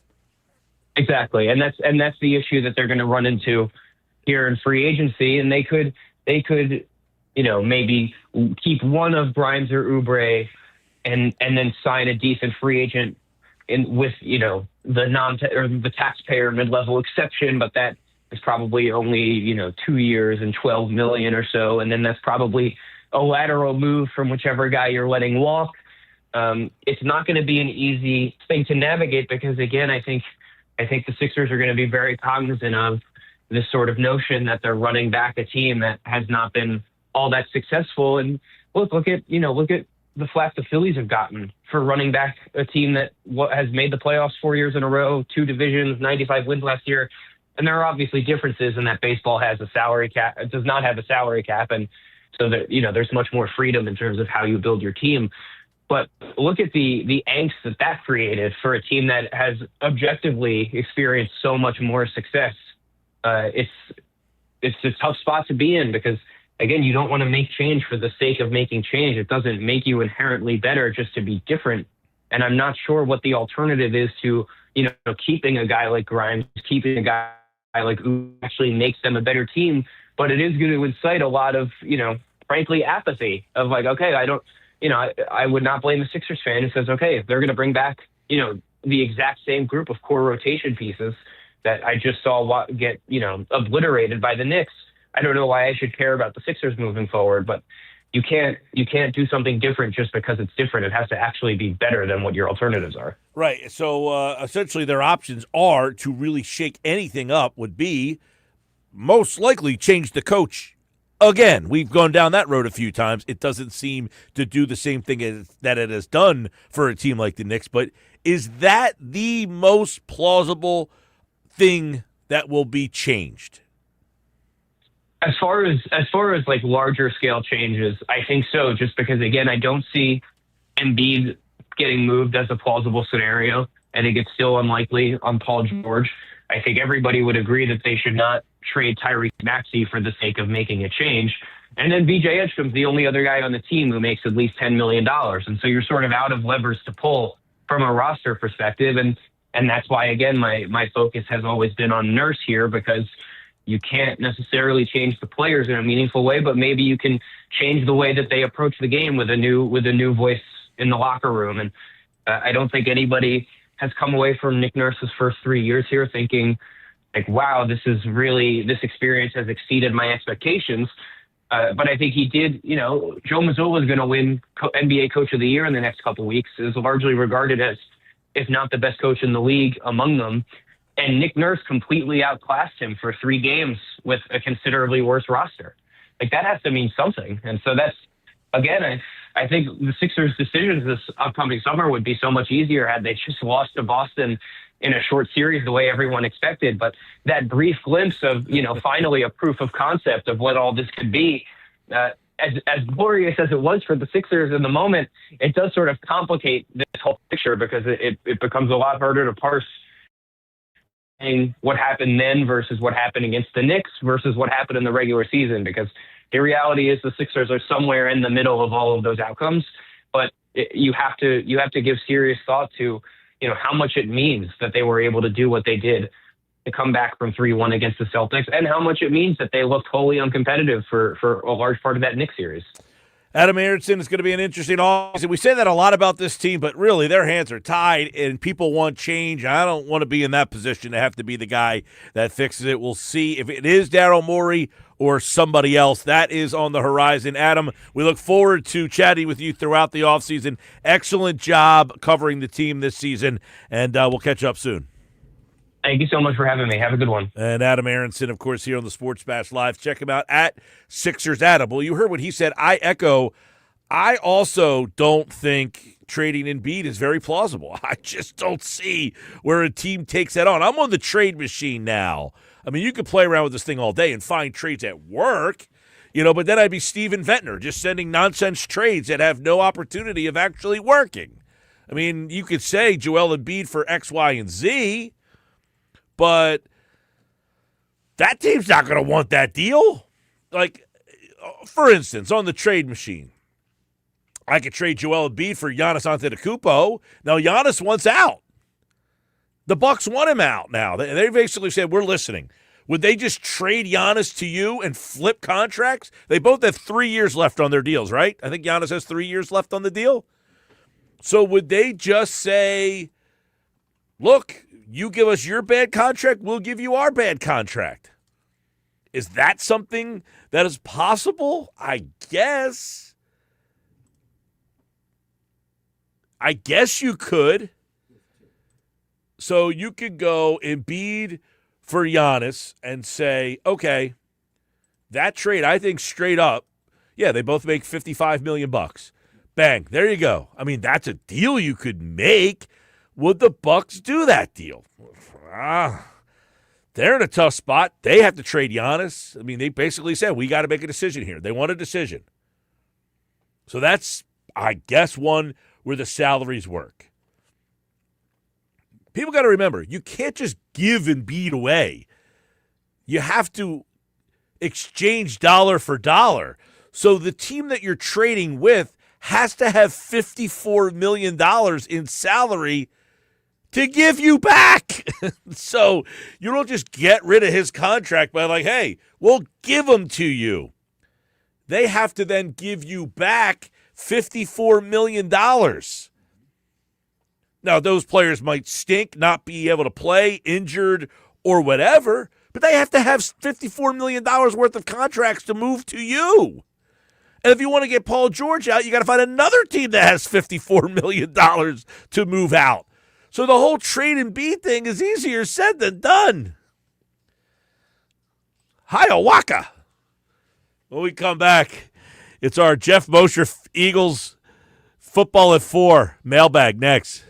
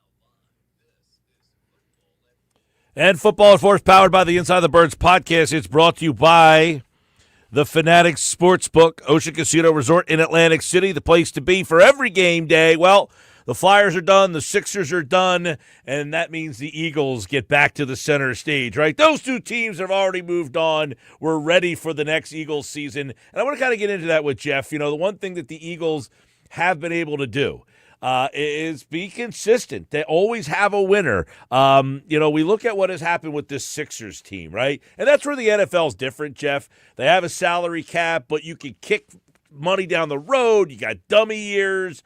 It's just a way different way that you can manage your team to improve in the NFL, right? The NFL allows you to stink one year and then fix it and figure it out. You're never like running it back, right? You're never like stuck. The Sixers are stuck because of the rules. NFL, the rules do not really make you run it back. Yeah, the biggest rule that favors the NFL and really the Eagles is the ability to spread money out differently and be creative with the salary cap. It's the ability to not actually have to function with a hard cap because of how you can structure contracts. The cap is the cap. It's quote unquote a hard cap, but because you can have that flexibility and maneuverability and push money all around, which you can't do in the NBA, you can get out of things a lot quicker, to your point. So that's what's tough. Does the NBA not have the amnesty? Who's the one that has the amnesty rule where you can just hockey? Oh man, that would be the NBA should really think about that. I think that would be fascinating, and you'd almost wonder if the Sixers had it, who would they use it on? Well, yeah, exactly. That's a good question. I've often, because I know the Flyers used it on Brizgalov. I don't know. I really haven't heard anybody else use the rule. Is it even still in place that you can amnesty? I know you could in hockey because the Flyers did amnesty Brizgalov, but I don't know. I really haven't heard anything about that rule, either anybody else using it before, after, or since. So I don't know if they still use it or not. Yeah, it's a tricky one. People forget. It's like you still have to pay the money. You just don't have it against the book. So a lot of people don't want to pay money for nothing. But in to your point, yeah, I mean, in the NBA, I think there would be a situation where you'd be fine to pay a lot of money to have a contract off the books. You'd pay to have it off the books, basically. Yeah. Jeff Mosher's here, Jalen Hurts and Sean Mannion. Let's talk a little bit about where this relationship could be starting here as these mini camps get ready to start in a couple of weeks here. What is the early indication we get from Jalen Hurts, Sean Mannion, and that relationship? You know, is there some, thoughts that Jalen is open and ready and excited about these changes? So, I knew you were going to ask this, and I want to verbalize my answer very carefully because I don't want to be. First of all, I never question anybody's reporting. If it's not my reporting, fine, it's somebody else's reporting. But the reality is that phase one of the offseason program just recently began, I think last month, right? And before that, early this month, yeah. Oh yeah, I'm sorry, yeah, early this month. It's still only May. Right. And before that, you weren't even allowed to have contact between a coach and a player. So the idea that I think, like I said, it's being reported that they're having a good relationship and that's wonderful. Essentially that Hurts is very excited about. I guess the insinuation, Geoff, is he likes the way the offense is being sold to him, and maybe he wasn't buying what everybody else was selling in the past. Yeah, I don't know. I mean, I can understand him buying it because it's a quarterback-friendly offense. But remember, hate to keep doing this. Like Kellen Moore came here, spread offense, motion, like all these really exciting concepts that were buyable because he had produced two number one offenses as a coordinator before, I'm pretty sure.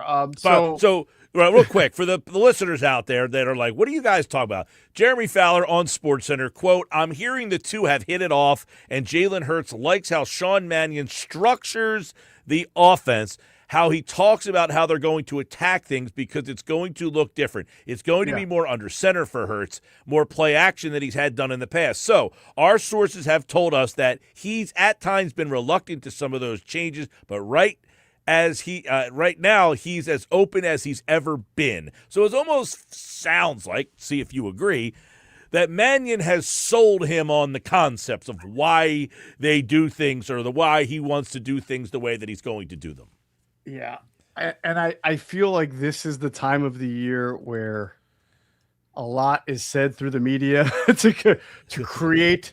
So, and I not just for players, but for coaches, for GMs. Well, who says that? Jalen's team or the Eagles team? I mean, that's a great question, and I'm not going to answer for what I don't know. So, the overriding point is they haven't practiced football, like real football, up until recently. So it's great to love it, and I imagine that there's lots of love, and I listen. It's better than hearing through somebody's camp that you can't stand it. But we never heard that before about not liking somebody's offense. So I take it all with a grain of salt until you get on the football field and really work through it and see it. It's just people talking through the media. All right, so let's look at a couple of things that reportedly that the more under center for Hurts. What is your take on how that might look for Hurts? So last year they started going under center more so than usual, and I'm not talking about obviously tush push or goal line. They started going under center between the 20s more than usual. I think is it the Giants game or the Minnesota game that they started doing more of it. They started putting an extra offensive lineman on the football field too in a jumbo, and they started to see some various degrees of success, both more so in the passing game under center than the run game. Because and the one thing I noticed was that when Jalen went under center and faked a handoff before throwing, he did not execute a full 180 turn with his back to the field. Okay, what he did was sort of a drop back, sort of fake handoff, and then like he was under center, drop back with his body still facing the defense, fake a handoff, and then a quick throw. I'll be very interested to see.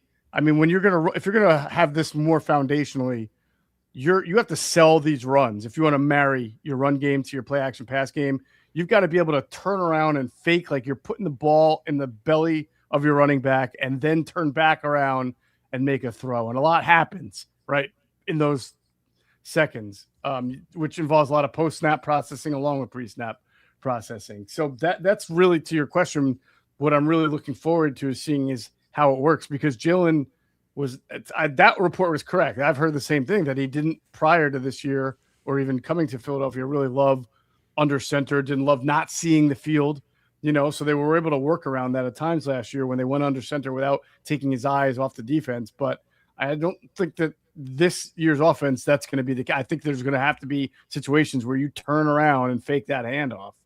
So with the other part of the offense is play action. When you look at this personnel, sometimes you're like, oh, they got a good play action, group. The tight end, Goddard, obviously you just drafted Stowers, and you've got Devontae Smith, you've got Lemon. Is play action something that you think can be successful with this group? Oh, yeah. I mean, play action could be successful in any offense that you run, as long as you got the right, you're not having the right people. I mean, it's a really effective tool in my opinion. Yeah. Well, obviously having a good run game helps with the play action. That they do. So let me stop you there. That's actually been proven to be false, that you don't need a good run game to have play action. There's studies, there's data. People think that it makes sense, but it's not true. A good play action game, a good downhill running game can set up your play action better.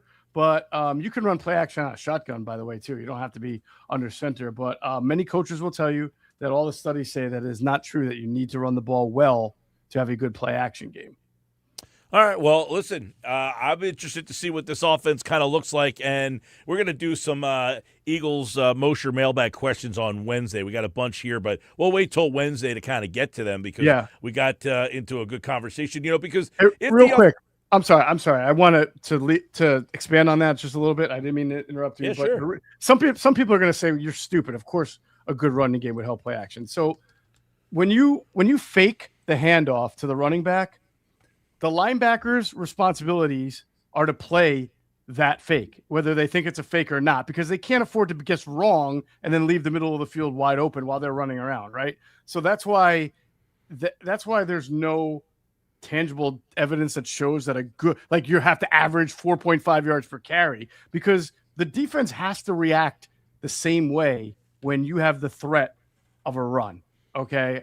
And that's why there's no direct link to having have to average a certain amount of yards per carry to having a good play action game. Okay. All right. Geoff Mosher, Inside the Birds. Philly Voice, you wrote an interesting article that we talked a little bit about, I think with Andrew on Thursday. You all talked about the depth chart at quarterback. You're saying it doesn't make sense. So how does that materialize over this offseason? I don't know, but it's going to materialize. I will be, and I'll come on your show and eat humble pie if I have to. But if the season ends, right, with Hurts as your starter, McKee as your backup, Dalton as your number 3, and Peyton as your number 4, I will be absolutely stunned. It doesn't make sense for all the reasons I did. First of all, Dalton's been in this league for 15 years, okay? Most people don't realize this, Mike. I think you know this, but most people don't. The backup quarterback does not get many or sometimes any reps in practice, okay? People are like, no, that's crazy. No, it's true. Most backups don't get a lot of reps. You're preparing your starters to play on Sunday, right? That's why even some guys who are injured and are doubtful don't get a whole lot of reps. You're playing the guys you expect to play. So the backups and all across the board, except for sometimes offensive linemen, don't get any reps, okay? So if you're already saying Tanner McKee's only going to get a smattering of reps as the backup, you're telling me 15-year veteran Andy Dalton is going to be cool running a scout team? And why would you want Andy Dalton running the scout team? That's why you have Cole Payton. You want to develop him. You want some athleticism there. You want, like, when you face mobile quarterbacks and all. Nothing about their pecking order makes sense right now, but that's okay because it doesn't have to make sense in May. It just has to make sense in September. Right. Well, it seems that McKee would be the most likely guy to be dealt anyway. Yeah, or if nothing happens and they hang on to McKee, like, you remember they had Joe Flacco and Gardner Minshew as backups, and they did Flacco a solid and sent him to the Jets that year by the deadline. Like, maybe somebody who needs a backup would want Dalton, and then you can have a normal pecking order and not have carry 4 quarterbacks on your 53. Well, that one will be something. Last one, you guys talked about it on the latest Inside the Birds podcast, which is the wide receiver room and the optionality they kind of have there. We all assume A.J. Brown will not be here. So how will the wide receiver unit be a little different? I just think I get excited talking about, first of all, as I've told you before, like, you don't want them to run it back at wide receiver, it sounds like. I was leading this parade for, like, why have the Eagles just not had a slot receiver for the last 3 years? Why have they been okay not having? I've been with you on that one. Definitely been with you on that one. Yeah, and now we know, like, Mekhi Lemon can certainly line up on the outside in a Z, but I mean, if you're going to be an 11 personnel with 3 receivers out there, yeah, you're going to have Devontae Smith at the Z. You're going to have Wicks probably as your X, or you might have like a tight end too, like Stowers as an X. They used to do that with Zach Ertz, but you're going to have Lemon in there in the slot, and that's really exciting. But then, and by the way, Marquise Brown could play with that speed, can play some X. You don't want him there all the time getting jammed, but he can play it. So you just have so much more optionality when you throw these tight ends and receivers together for your 11 personnel, your 12 personnel. You can play tight ends like receivers. You can play some receivers like tight ends like they did with Johnny Wilson. And we'll see if he's healthy and make the team. And then if you want to go big in the red zone, you can throw Wicks and Johnny Wilson out there, or Wicks and Smith, or Eli Stowers, and just have a wonderful different array of combinations that honestly they just haven't had that many combinations you can throw out there, because their number 3 receiver has been John Dotson. He's caught like an average of 16 balls a year the last 2 years. So, yeah, I definitely think there, as you guys talk about, more optionality. I too have been like, I think, having just those 2 guys in the same offense for as many years, like, it did have a run it back feel to it. Like, teams have kind of caught on to some of the things, the tendencies that you have. Yeah. I mean, if you're going to start a new offensive scheme, a new play caller, then you got to give this guy and your offense the type of weapons it needs to flourish. And if you're going to do a lot of play action, you're going to run, you're going to throw, you're going to try to exploit the middle of the field. Well, you need players who can function over the middle of the field, but also not only be one-trick ponies. Like, Greg Calcaterra, he played plenty last year, but he had a block. He was bad at it, and he really didn't catch a lot of passes because it just didn't happen within the flow of the offense. He had a block. He was bad at it. Amen. Yeah. Geoff Mosher from the Inside the Birds podcast, InsideTheBirds.com. So we will hold these, obviously, the mailbag questions off for Wednesday's show. We have a bunch of them here. And if you guys have questions for our off-season mailbags, you can send them in 609-403-0973 at Mike Gill Show on Twitter X, anywhere that you guys can find us. And we got a bunch of them in here throughout the off-season. We always are soliciting for off-season mailbag questions. So Wednesday we'll do that. And, of course, football at 4 all off-season long. We do have a game, by the way. It is Giants-Cowboys, week number 1, Sunday Night Football. They're announcing one game each day until I think it's one game each day, maybe a couple more, I don't know, up until Thursday when the whole schedule is released. All right, man. Have a good weekend or a good week. Fun. Good chat. You too. Talk to you later. As always. All right, there's Geoff Mosher, everybody. Football at 4, powered by the Inside the Birds podcast. And, of course, each day at 4 o'clock, we give you football at 4. All through the offseason, through the NFL season, and more. Yeah, the first NFL Sunday Night Football game has been announced. It will be the Giants and the Cowboys in week number 1. Now, I haven't seen any other games out there. I've been kind of seeing, like, stuff being leaked, but I'm not 100% sure if actual games have been announced yet for some things. Do you have any games that you've seen? What did you say? So that was the game announced for today. Yeah, I saw Adam Schefter put that out this morning. Yeah, the NFL put out a press release. They were joking this morning on Get Up that how NBC loves to have the Cowboys-Giants opening week. So I feel like they did that a couple years ago, like back-to-back years or something like that. Yeah. That is Football at 4. It's brought to you by Ocean Casino Resort and the Fanatics Sportsbook, the place to be every game day. Fanatics Sportsbook, Ocean Casino Resort. Big screens, big bets, game day hits different. Matt Rife, Friday, July 24th, Saturday, July 25th. Joey Diaz, August 7th, and Sebastian Maniscalco, September 17th through the 20th and 24th through the 27th. To learn more and for tickets, visit theoceanac.com. 4:18, Nuggets on the way. It's a bad batch of Nuggets this weekend. Flyers lose. We'll get into the Flyers a little bit later on in the show. Kevin Durso will join us. I mean, the one big question for the Flyers, and Rick Tocchet talked about it, what's up with Michkov's future here? There's other questions, but that has to be a big one. He was a scratch the other night. What is his future in Philadelphia? They lose in overtime. Sixers lose at tip-off. Back with the Nuggets here on the Sports Match Live on 97.3 ESPN.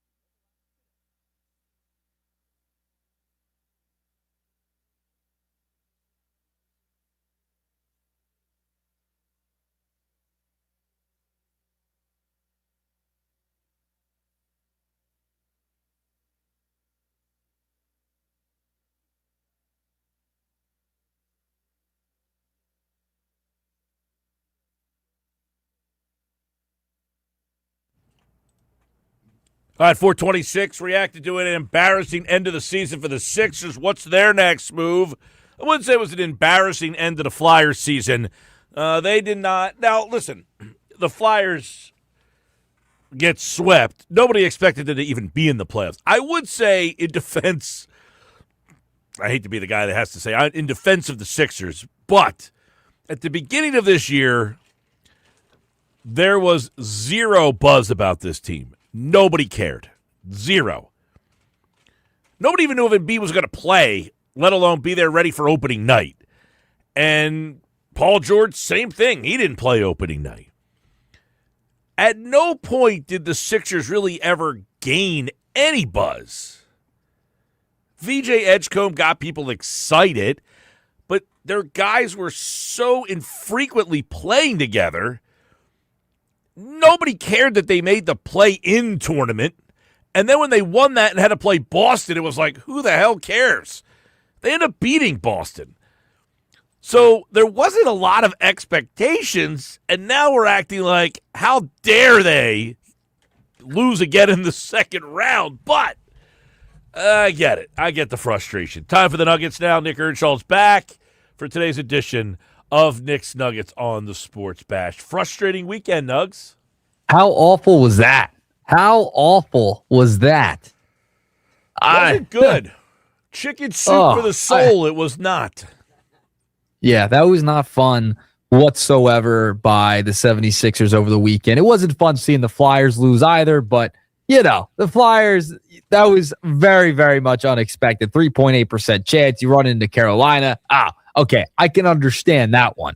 The Sixers getting swept, their building taken over, embarrassed. I mean, the most 30-point plus losses in playoff history, going back to the Boston series and the Knicks series. I mean, it was embarrassing. I was there on Friday. That was despicable. I couldn't wait to get out of my seat and leave. It was a disgrace. Well, shame on you for going, because you said it. You ruined their mojo the last time you went to a game, and then you decided to go back. So shame on you. Hey, they were down 2-0. All right, they were down 2-0 already. I'm not putting that one all on me. All right, I'm not going to put that one all on me. I did my part. I showed up. The Knicks fans took over. It was a disgrace, and the team was honestly to just at least go down with a fight, somewhat of a fight. Show a little bit of pride out there. That did not happen yesterday. It just did not happen. And there is a myriad of reasons as to why the Sixers lost like that to the New York Knicks. I mean, you can go back to Tyrese Maxey, and we talked about this multiple times. I brought it up over and over and over again. Tyrese Maxey needed to have a big series. That guy ran out of gas. His finger is essentially like broken at this point. If you look at the numbers between the Boston series and the Knicks series, his points per game in Boston series, 26.9 points per game, down to 18.7 against the New York Knicks. True shooting percentage, 57.9% down to 54.9% in the Knicks series. And then his turnover rate went way up, 5.2% against Boston to 19% against the New York Knicks. Tyrese Maxey wants to be a superstar. He needs to show up and act like a superstar and not get burnt out by the second round. I think that's not even being discussed for the most part. I think Tyrese Maxey deserves some blame here for some of the play that we saw. Now, this goes to a bigger problem in that the 76ers have massive issues with roster construction and the decisions they made heading into the postseason this year. They decided, listen, we're going to trade away Jared McCain because we have to get under the tax. The owner decided you need to get under the tax, get rid of the contract, make sure you're under it. Did Daryl Morey make the correct decision in trading Jared McCain? Absolutely not. And that came out today in the Athletic article by Tony Jones that the team was not happy when they traded Jared McCain away. And I don't think most people were. It was pretty evident, pretty obvious. But this team has not been able to get over the hump. You go back years and years and years, back to 2018. This is a team that has continuously missed out on opportunities. 18 lost in the second round, 19 in the second round, 20 in the first round, 21 in the second round, 22 in the second round, 23 in the second round, 24 in the first round. Missed the postseason last year and then in the second round again this year. They just have not made the marginal moves they need to make around the superstars who were actually there this time to compete, and they refuse to do it this year once again, Mike. Well, there's a lot there. Number one. I know. I'm sorry. I had a little soliloquy there. There's a lot with this team that's just so frustrating, Mike. Yeah, it's frustrating. And listen, I'm not blaming anybody for feeling the way they want to feel, all right? This is your day to feel however you want to feel. I always say, I'm just here to give you a dose of reality. It's not like I feel a certain way, but I'm not portraying the way that I particularly feel. I'm just telling you, to trade Embiid is unrealistic. Not happening. To trade Paul George, unrealistic, but small chance. Could happen. It was Brett Brown's fault. Then it was Doc Rivers' fault. Now it's Nick Nurse's fault. Recycling the coach over and over and over again. All it does is make fans feel like they fired somebody. I needed to see that. It doesn't help. The Morey thing. I'm in the camp, I think Morey, he drafted Maxey. Drafting Maxey was not an easy thing to do. It's not like he was the first pick or the second pick or the third pick. They drafted him in the 20s. I mean, that's a tough spot to it was either 19, 20, somewhere around there. Then he drafts McCain, and that's a whole nother story. But if you like McCain, give him some credit for saying, hey, that's a guy that we kind of like. Now, I got more on the McCain thing. Then he drafts Edgecombe. Edgecombe was not the consensus pick in that spot. Many people thought they should have taken Ace Bailey. So I'm conflicted on, I feel that Morey has done a good job at identifying guys in the draft and drafting players. Do you blame Morey for the Embiid and George contracts? To me, I don't really judge. Matt Klentak doesn't get credit for signing Bryce Harper. That's an owner move. Ownership has to say, we want Embiid back here. You don't just go to the owner and say, hey, I got a great idea. Let's give Embiid $60 million. That's one of those moves where kind of the ownership is on board and says, hey, we need to do something big. What can we do? Let's go get Paul George. Okay. So to me, that's an ownership decision, but Morey gets blamed for it, which is fine. I have no problem if you want to lump him in there. Well, number one for me to blame this whole thing goes to ownership. Number one, it has to be ownership. That is clear, concise. I think most people should believe that it starts at the top. I think ownership is to do with most of what has happened and transpired. Then I think number two, you have to go Daryl. I mean, listen, he has identified talent. I'm glad you bring that up because he identified Isaiah Joe. He identified Jared McCain. He identified Julian Champagnie. All players who are contributing on playoff teams in this postseason, right? And making an impact as role players on their respective teams. Just not for the Sixers. They noticed that they let them go. They found those players and then, see ya. I don't know that he drafted Joe. He came in right after that. I'm pretty sure he did draft Joe. Maybe. He came in right after. Joe got drafted in 20. He might have released him. He released him, yes. And listen, I agree that the Julian Champagnie thing was a wild situation, if you remember this.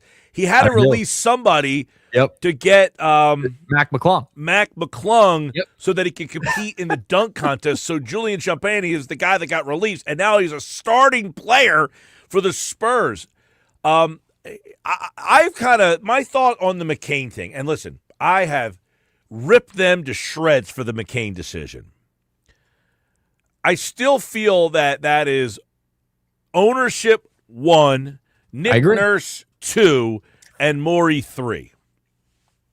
I feel like they all deserve blame. I'm kind of with you there. Well, the way that I looked at it, right? The way that I looked at it is ownership says you got to get under the cap. Mm-hmm. Okay, but the team is saying we can't duck the cap. We got to improve. We're right there. But he's being told you got to get under the cap while the team is saying you have to improve. How do I get under the cap and improve at the same time? I got one guy that I could trade, and that's McCain, because I could get rid of Eric Gordon or Drummond or any of those other schleps and get under the cap, but I'm not getting bet. I can't get anything in return. So he's saying, and this is why this is why I think they traded for McCain or traded McCain the day before the deadline. Is so that he had time to make calls to see if anybody was interested in that 22nd pick. And he couldn't find any takers. So he said, we thought we could sell high on him. That was because who else was he going to trade to try to improve the team? Yeah, honestly, it probably would have been for the betterment of the team if he just stood pat, to be honest. Sure, but he also was off Drummond or somebody else. Well, if you dropped off Drummond, you're in a terrible situation because you have no backup center, and the one guy you can't trust is the center. Is the center, and then you had Bona. He drafted Bona. So you draft Bona. And Bona's a guy who's just an athlete. He did draft Isaiah. He did draft Joe. Joe, yes. Yep.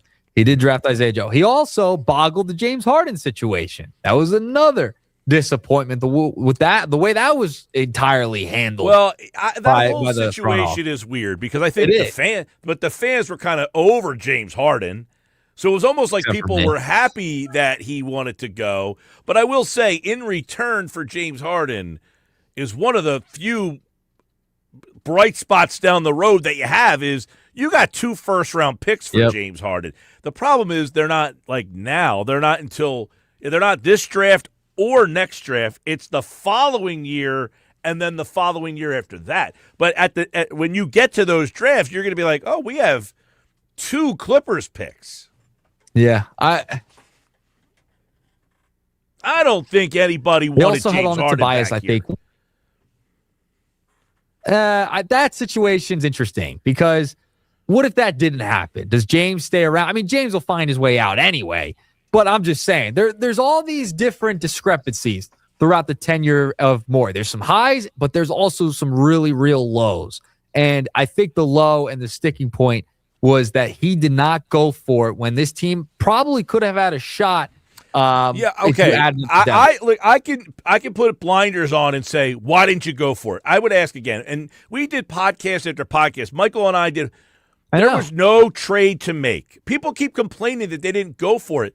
There was nothing they could do. They could have kept McCain. They could have done nothing and just went with that team. Instead, they got rid of a prime shooter who's making big shots. I'm not going to argue about the McCain thing because I wouldn't have traded him either. That being said, Jared McCain was not helping you win this series, number one. Number two, if you were mandated to get under the cap, he was the only guy that made any money. And that goes back to ownership. Sure, I put ownership. I would say the whole McCain situation to me is an ownership problem that they wanted to get under the cap. And to get under the cap, here was the problem. People said they didn't do anything. They should have gone for it. Michael Caskey-Blomain and I looked at that contract, their contracts up, down, inside, out, all around. They had nobody to trade because of their contract. Nobody on the team made any money. And to make a trade in the NBA, you have to trade dollar for dollar. So the only guys that make any money on the team, Joel Embiid, Paul George, Tyrese Maxey, VJ Edgecombe, and then McCain and Oubre and McCain. They were the only guys that you could actually trade to because of the money they make. Everybody else made like veterans minimum. So you can't say, hey, why didn't you trade Eric Gordon? They did trade Eric Gordon, by the way. They did. You can't get anything in return for him. The only tradable contract they had outside of the guys I just mentioned was McCain. And Oubre. They wanted to move on from Oubre, but Oubre, he contributed. You can't trade Oubre, though, and keep McCain. I know. That's what I mean. They were in a rock and a hard place, and that goes back to the roster construction as a whole put together by Daryl Morey. They put themselves in this predicament. They got worse at the deadline instead of even just staying pat. So this is what happens because it was evident that their bench had no business of even touching the floor, and then you're going to tire out the rest of your guys, Embiid, Paul George, Maxey, Edgecombe, etc. Well, so much is, again, predicated on the unavailability of Joel Embiid, and that is just a constant problem that they have never been able to fix. It is crazy to me that you know that Embiid is so unreliable. And this year, you didn't know if he was going to play at all. Yeah, and with you the went knee. into a season with Andre Drummond and Adem Bona as the only options to replace him is ridiculous. It's absurd. And listen, were they outmatched by the Knicks? Absolutely. That was evident. And were the Knicks in the midst of like an all-time run right now, like not losing a playoff game, the way they're shooting, etc.? Sure, that also plays a factor into this as well. But they didn't even make it competitive. You had a little euphoria after that game 7, like, oh man, this team has a shot to like maybe make some noise here in the postseason. Well, and that was part of the problem. And then they get totally bounced and Embiid's banged up hip, whatever, ankle after game 7. He literally, that game 7, threw it all on the line. That was part of the problem. And Nurse kind of insinuated that yesterday, was like, hey, we were kind of riding off the high of winning that game 7, and then we have to play one day later. Yep. And they kind of got cold clocked. It was like they were celebrating the fact that they did something they hadn't done forever, and then they got whacked. And then he said, I threw all my chips on the table for game 2, and they couldn't get it done. And, of course, Joel can't play in game 2, so now you're shorthanded there. And it all goes back to Embiid's lack of availability. Yep. Yeah, it goes back to that. And, we just had the Daryl Morey conversation. Jay Williams, I know you guys played it a little bit earlier. I want to replay that bite and hear what he had to say, because now this is getting on to a national scale. Stuff we've been talking about for a while is making it to the national airways. Here's Jay Williams on ESPN earlier today regarding the future of Daryl Morey. 23-24, they let go of James Harden. The next year they run it back. They don't get another superstar. Joel Embiid averages 34.7 points per game. They end up a 7th seed, first-round exit. The next year they sign Paul George, $200 million. Then they get Jared McCain. Jared McCain's playing well. He's hooping. They're playing well. So high. Still first-round exit, right? On the back end of that, they actually tank. Yeah. They tank to get the right draft pick. Yeah. Then they get BJ Edgecombe. Now they're playing well. We get to the trade deadline. Do you lean all in when the East feels like it's open? No. You trade Jared McCain. And for draft picks, 81% from the three-point line right now versus the Lakers. Do you want me to keep going on? Isaiah Joe was on this damn team. Isaiah Joe is coming off the bench for OKC. Shinpini was on this damn team. Shinpini is one of the best three-point shooters for the Spurs. Get him, That's Jay. all your depth. Right. All your depth. And now you're sitting here in purgatory with Joel Embiid? That sounds like a Nugget segment, Mike Gill. It pretty much is. And listen, I talk about it.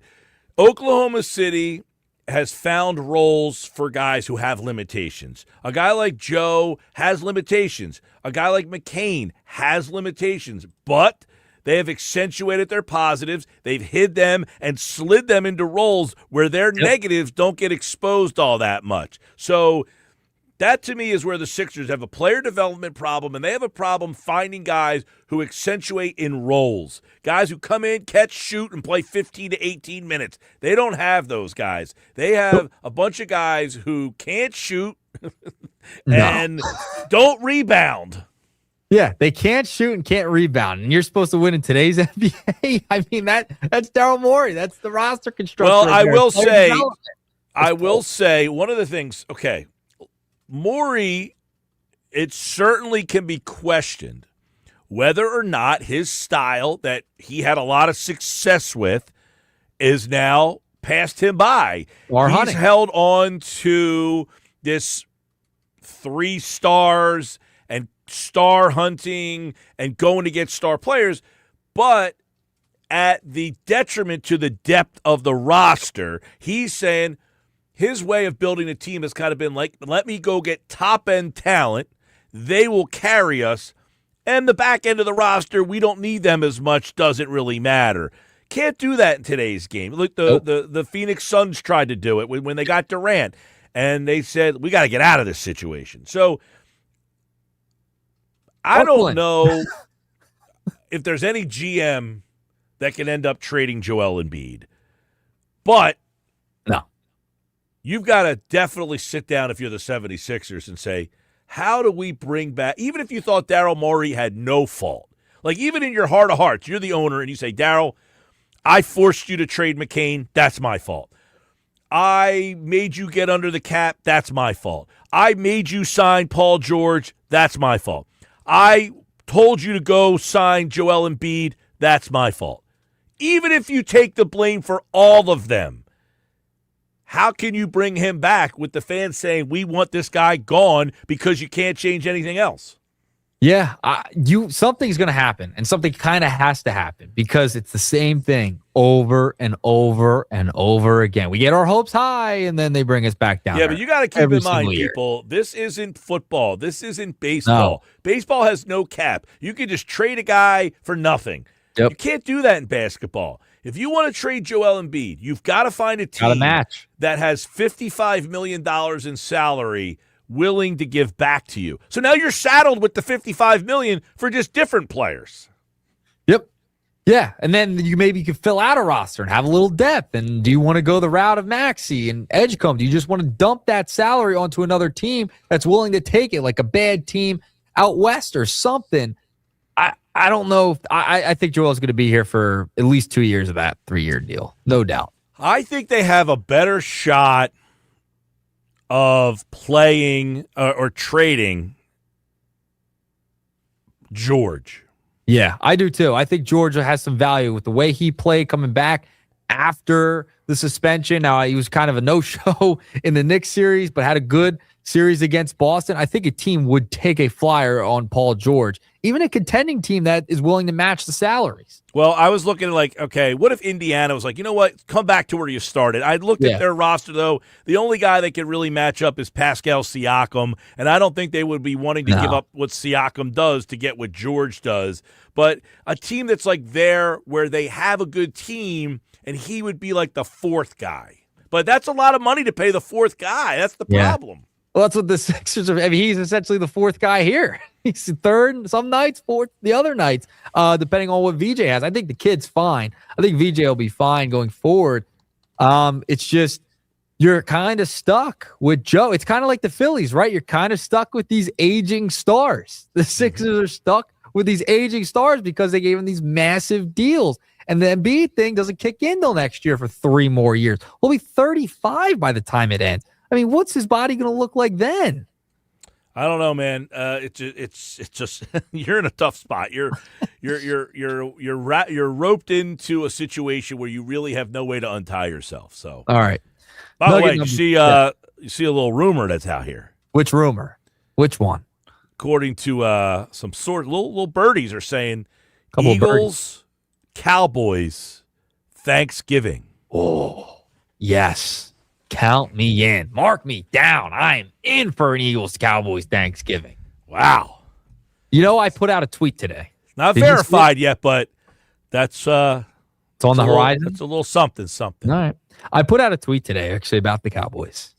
Had to do with the Knicks and the Cowboys. The 2 franchises I can't stand the most, Dallas one and the Knicks right underneath.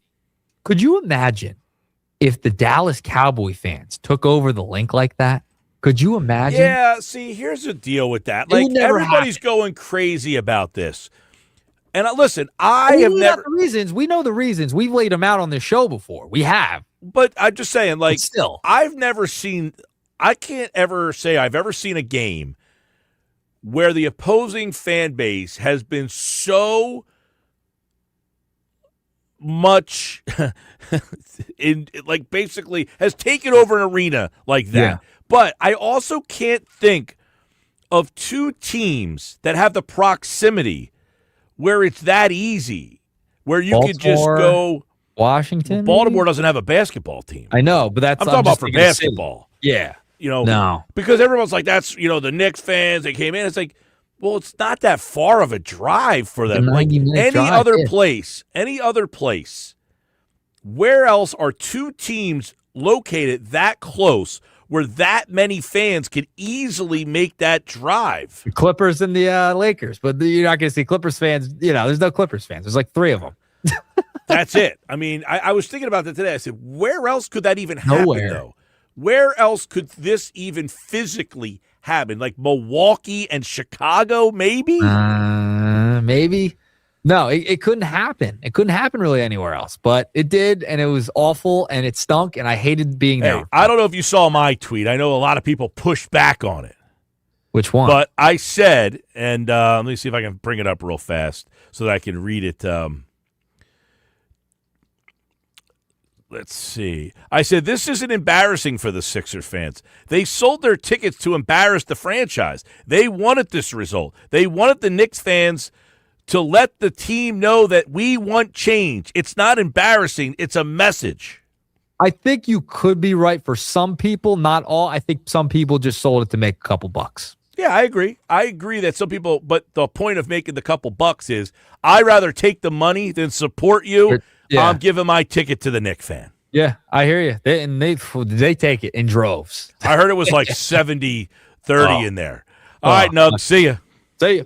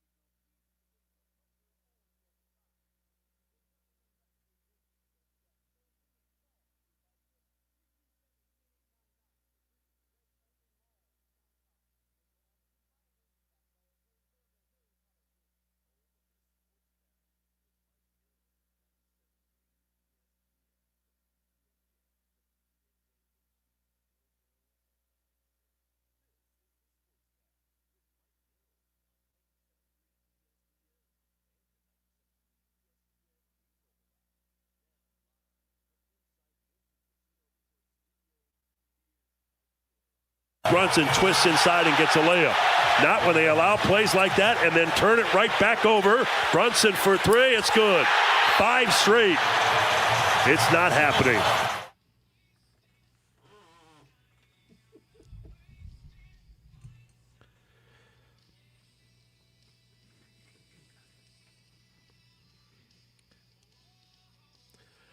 As heard on 97.3 ESPN, that band is called Default. The song was Wasting My Time. That's how I felt yesterday watching the Sixers on Mother's Day. You know, I said to my girlfriend, listen, we'll go to breakfast, we'll go to lunch. I got to be back by 3:30. The Sixers game is on. It's 3-0, by the way, in the series. I showed up, and they didn't. Wasting my time again. Keith Smith and I have talked many times over the years, and I feel like we've wasted each other's time with these conversations, Keith. The Sixers beat the Celtics, and that felt like their NBA championship. They get whacked by the Knicks, and now the questions really start to emerge, Keith. You do a lot of work, SpotTrack.com. You've covered the NBA for a while. This is an unfixable mess, it would be assumed. Is that accurate? I don't even know how much of a mess I would call it. I think, it hurts today, right? And it certainly stings to be, handled with ease by the Knicks in the second round. But if we go back several months, who knew if this team was even going to make the playoffs? There was questions if they, what they would do if they were even in the play-in tournament and how that would go. And then to come back from the 3-1 deficit, I think they've got one of the best young backcourts in the league in Maxey and Edgecombe.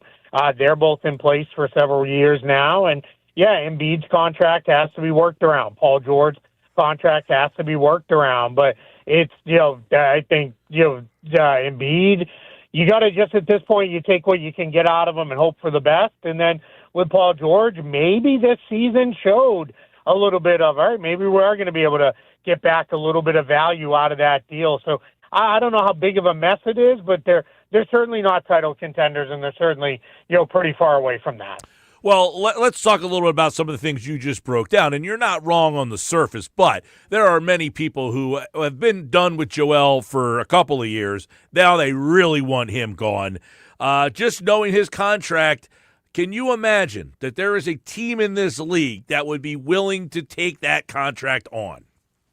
Yeah, sure. There's always teams because what happens in the NBA, it's a league full of giant egos where they're like, we'll be the ones who get him right. We'll be the ones who get him on the floor for 65, 70 regular season games. And, we've got the system and the medical staff and all, the magic potions and everything else that it's going to take to get him on the floor because that's just how the NBA works. Now, it's not going to be a massive market of teams, but a couple of these teams that washed out early in the playoffs are teams that are sitting on the outside looking in and feel like, geez, we don't have a whole lot going for us. Like, look at a team like the Brooklyn Nets. The Nets might say, geez, if we could get Embiid, that gives us something to start building forward in a couple of years when we don't have picks, and all it's going to cost us is some cap space. And there's no good free agents to get anyway, so why not? The Sixers aren't going to return, 4 or 5 first-round picks and multiple great young talents and all that. Those days are gone, but they could get out of the contract if they needed to. And I don't even know that with some teams, they'd have to pay all that big of a price to get off of the contract either. You look at that situation, he's owed almost $60 million the next 3 seasons here. If you were to be able to find a team to take Embiid, you got to match dollar for dollar on the way back here. Do you think the Sixers would have to include a first-round pick for someone to take him? Well, if it was a team like the Nets, you're probably maybe one first, get you kind of out of it because the Nets might say, hey, Embiid's better than anything we can spend free agent dollars on. Let's go. Let's try to lift this up because, again, the Nets don't have their own picks for the next couple of years. So they're not looking to necessarily be a really bad team. So, yeah, if it's a team like that, and then the dollar-for-dollar matching kind of goes out the window because the Nets have a whole lot of cap space. I would say the old Chicago Bulls now they're under a new front office that I hope is going to be able to kind of convince them, hey, we don't need to do things the old way. We don't have to chase 41 wins in a spot in the play-in and maybe the 8th seed.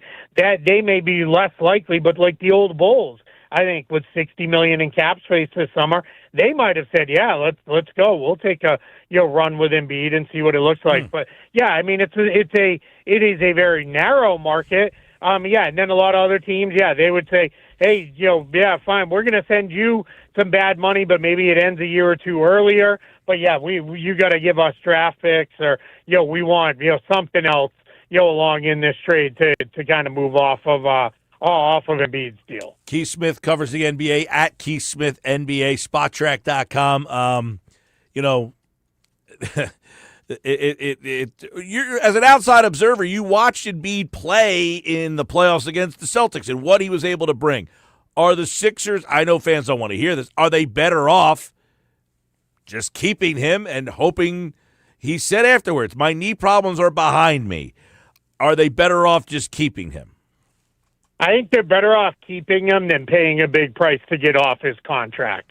This team is not so close that getting off of Embiid is going to put them in a place where it is, all right, we're going to get off Embiid and we're going to go get all-star level player X and all-star level player Y and put them with Maxey and Edgecombe and Paul George, and off we go. Like, that's not going to be how this plays out. So I think you're better off, keeping him for now, seeing where it goes. But I think you have to approach the season as, hey, whatever we get out of him is what we get out of him. If it's 45, 50 games, so be it.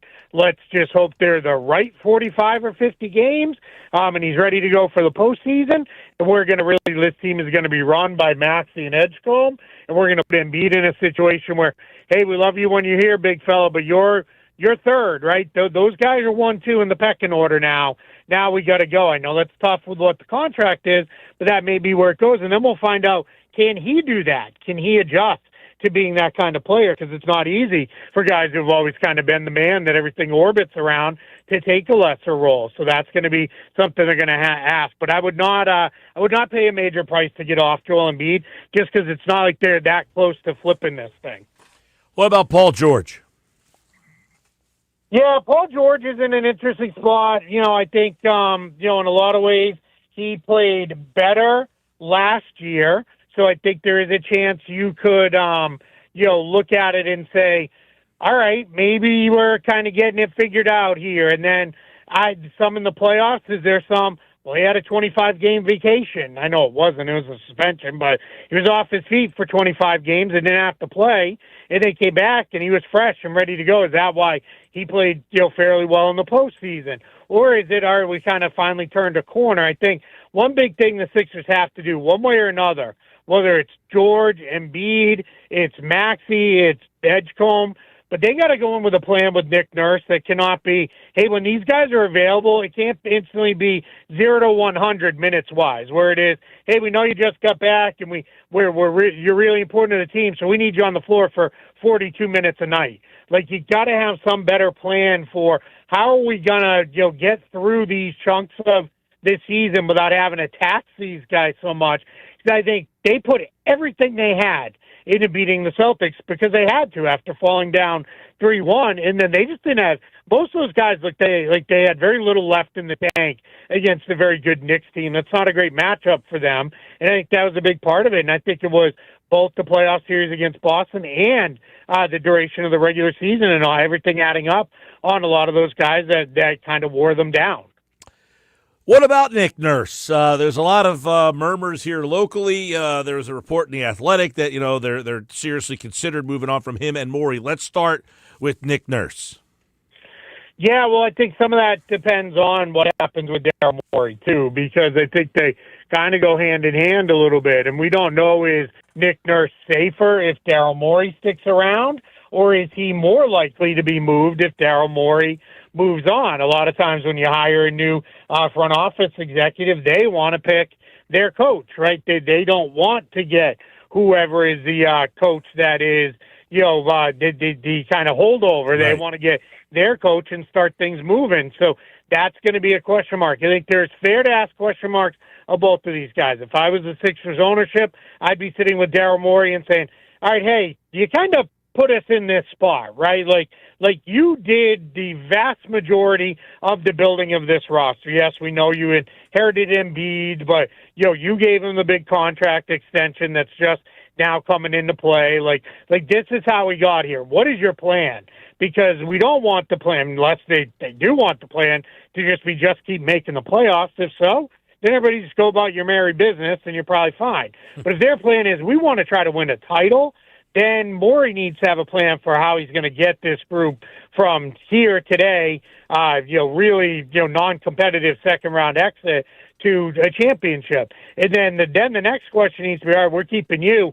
Is Nick Nurse the guy for that, or do we need to go in a different direction with the coach? And I would say both of those feel, I don't want to say 50-50, but it's not 90-10 either that they're going to stick around. Yeah, and then, we're talking with Keith Smith. The Sixers obviously bow out yesterday.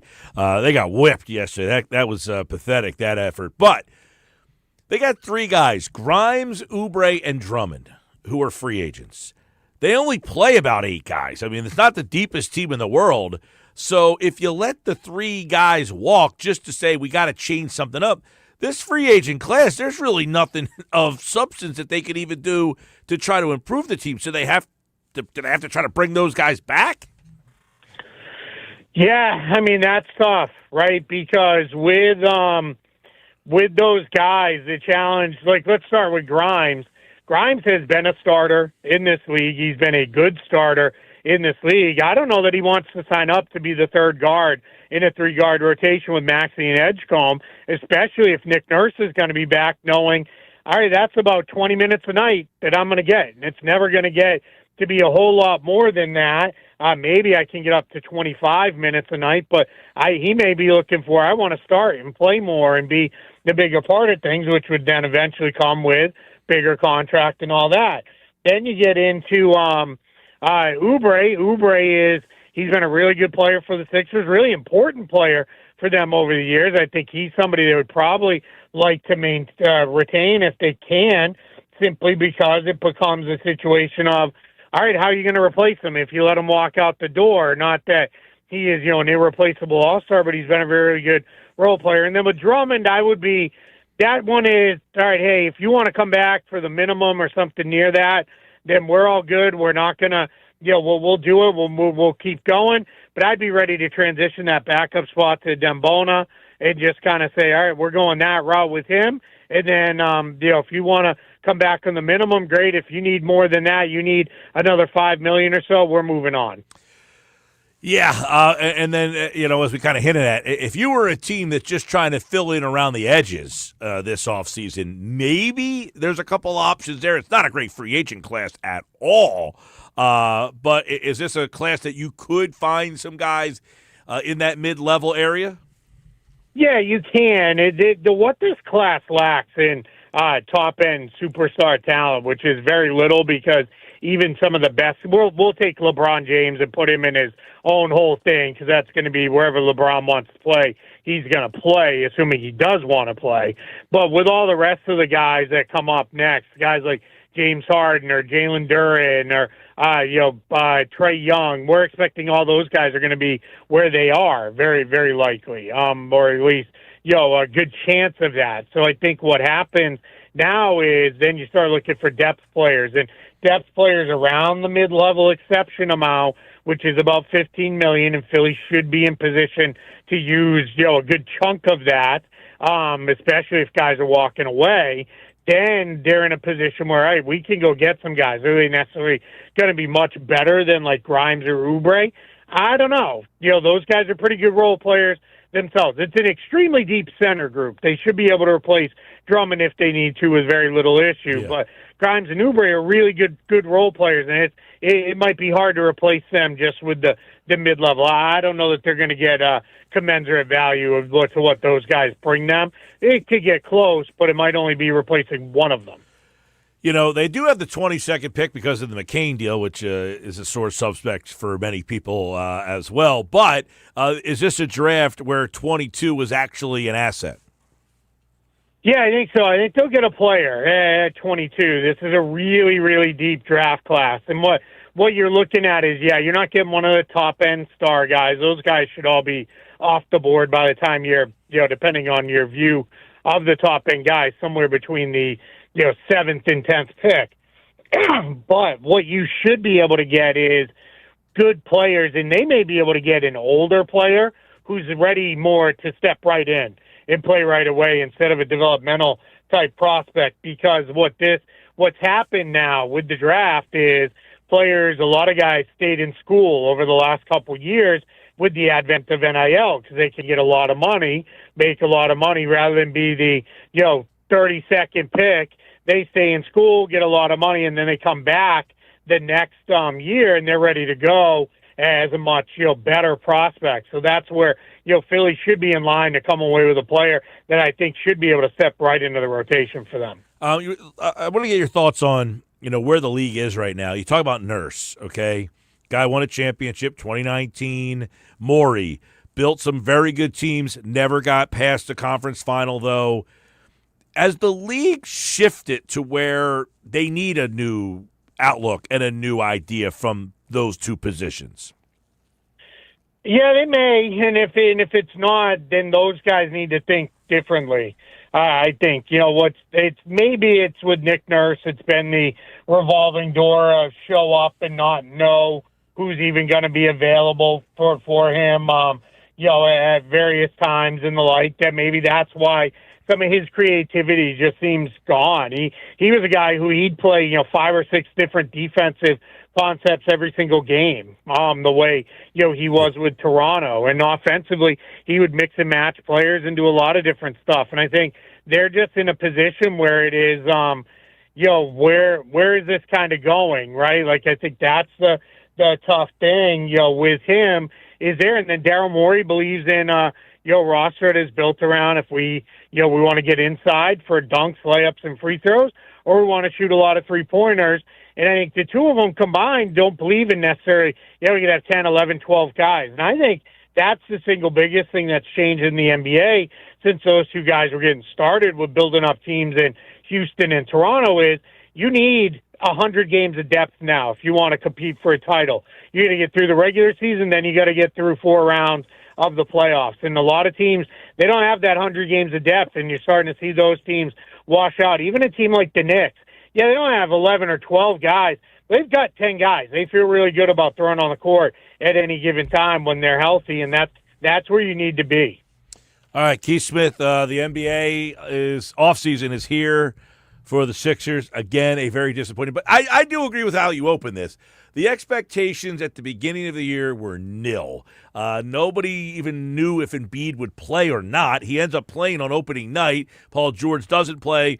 Then Embiid is in and out, and George gets suspended. And that really, they were just starting to get a little bit of momentum when the George thing happened. And then he comes back, and Embiid has the oblique problem, and then he finally comes back and has appendicitis. I mean, you can't make up a lot of things with him, but that is just seemingly a consistent problem here that people are over, and I just don't know how they get out of these things. But, Keith, if there's one guy that can figure out a way, I guess it's Daryl Morey. Yeah, or it's going to be somebody else, right? Like that's the thing. He's got to figure it out. I do think if they, I will tell you that you seem a little bit more positive that they could move Embiid than anyone else I've talked to. So kudos to you. Yeah, it's just I've been doing this a long time, and there's it's just like they always say. There's only one. It only takes one. I won't say a naughty word and get you all in trouble, but it only takes one to kind of screw up the free agent market or to mess up contracts or whatever it may be by overpaying guys. Well, it only takes one of those to be like, yeah, we'll get him right. You know what I mean? At the end of the day, Joel Embiid is an incredible talent. We saw that in him leading the team over the Celtics. I mean, he is still awesome when he can be out there and do the things he does. And there's always going to be some team that's going to be super desperate that's going to sell. You know what? We're the ones who can get him there. And now, just as often, a couple years in, they're going to be like the ones we got to get off this contract. This doesn't work. So yeah, it's not a great place to be, but it's something they're going to. If they want to look at it, they'll look at it. But what I will say is, I think this is the last year. If Morey and Nurse can't get things figured out and they're not, really pushing into the conference finals and beyond, I think there's going to be new people in charge trying to make those decisions. Well, I could say with good confidence, I think people hope you're definitely wrong on that one. They want these guys out. We shall see. Keith Smith, always fun, man, and, of course, enjoy the rest of the NBA playoffs. They are continuing. The Knicks will be sitting around with their feet up for a while. That one should be a battle between Cleveland and Detroit. And, of course, Oklahoma City plays L.A. tonight. We'll see what happens there. That would affect the game on Wednesday for Cleveland and Detroit. And I don't think anybody's beating Oklahoma City. You got somebody beating them? I know. I mean, maybe the Spurs, because the Spurs have been in that, position before. So maybe they can, take them out because they played them really tough throughout the course of the year. But this looks like a Thunder repeat is on the way. And the NBA lucked out yesterday by not seeing that Oklahoma City logo land in the top four. That would have been a disaster. Yeah, the rest of the league would have, I think, thrown their hands up, tipped over a couple of those podiums, and stomped off if that one hadn't showed up where it was supposed to. Keith Smith, appreciate you, man. I appreciate it. Thanks so much for having me. Keith Smith, NBA on Twitter. Follow him there for all the NBA offseason. We'll talk to him in the offseason when the news happens. By the way, there is news. The Eagles will play in Dallas Thanksgiving. That is official, according to Adam Schefter. The Eagles will play in Dallas against the Cowboys on Thanksgiving Day. 4:30 right here on 97.3 ESPN. Eagles, Cowboys, Thanksgiving Day, ESPN, 97.3 ESPN. You're home for Eagles football. We will have the matchup. Now, I'm a big fan of the holiday game. Eagles, Cowboys, Thanksgiving. You all right with that? You signing up for that? You good with that? Oh, I'm very intrigued. I believe the last time this happened was, 2014? I gotta double check that. Yeah, I mean, it's happened before. This isn't like a first, but yeah, it's they've been played. a while. Yeah. Normally, like the holiday games, you get the Christmas Day game and that kind of stuff. The Thanksgiving game is one where, but the Dallas one, the 4:30 slot, because now you've already eaten. If you're in the Detroit slot, that kind of gets convoluted with the time people eat. Well, what I think is interesting is that historically, the networks love to get the Eagles and Cowboys in separate games because they are both separately big draws. Well, now putting them both in the same game on the same day. Remember when the Eagles played the Lions on Thanksgiving Day years ago, and Chip Kelly got blasted after that. Well, the Eagles will play the Cowboys on Thanksgiving, so anybody who likes to go to Dallas to watch that game, you are going to have to go on Thanksgiving. But you can listen to it right here on 97.3 ESPN. If you're going from one house to another house, we'll have that game for you here. Eagles, Cowboys, the full schedule released on Thursday, Sal Pal Friday at 5 o'clock to break it all down right here on the Sports Bash Live on 97.3 ESPN. Hey, when we come back, what direction do the Flyers go in now? Now they'll have expectations. And what happens with Michkov? 10 observations from a season that was a huge success, but now what? As the Flyers season ends, we talk to Kevin Durso, our Flyers insider, coming up next.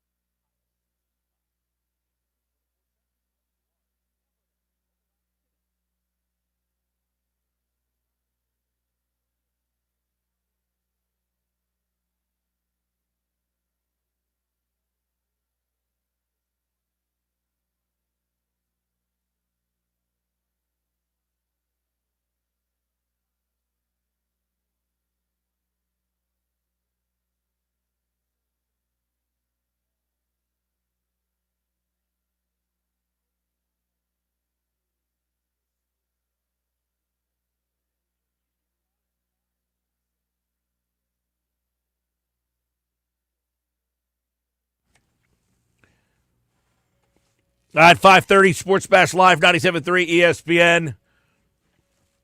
We had default wasting my time for the Sixers, and now we got Mr. Brightside for the Flyers.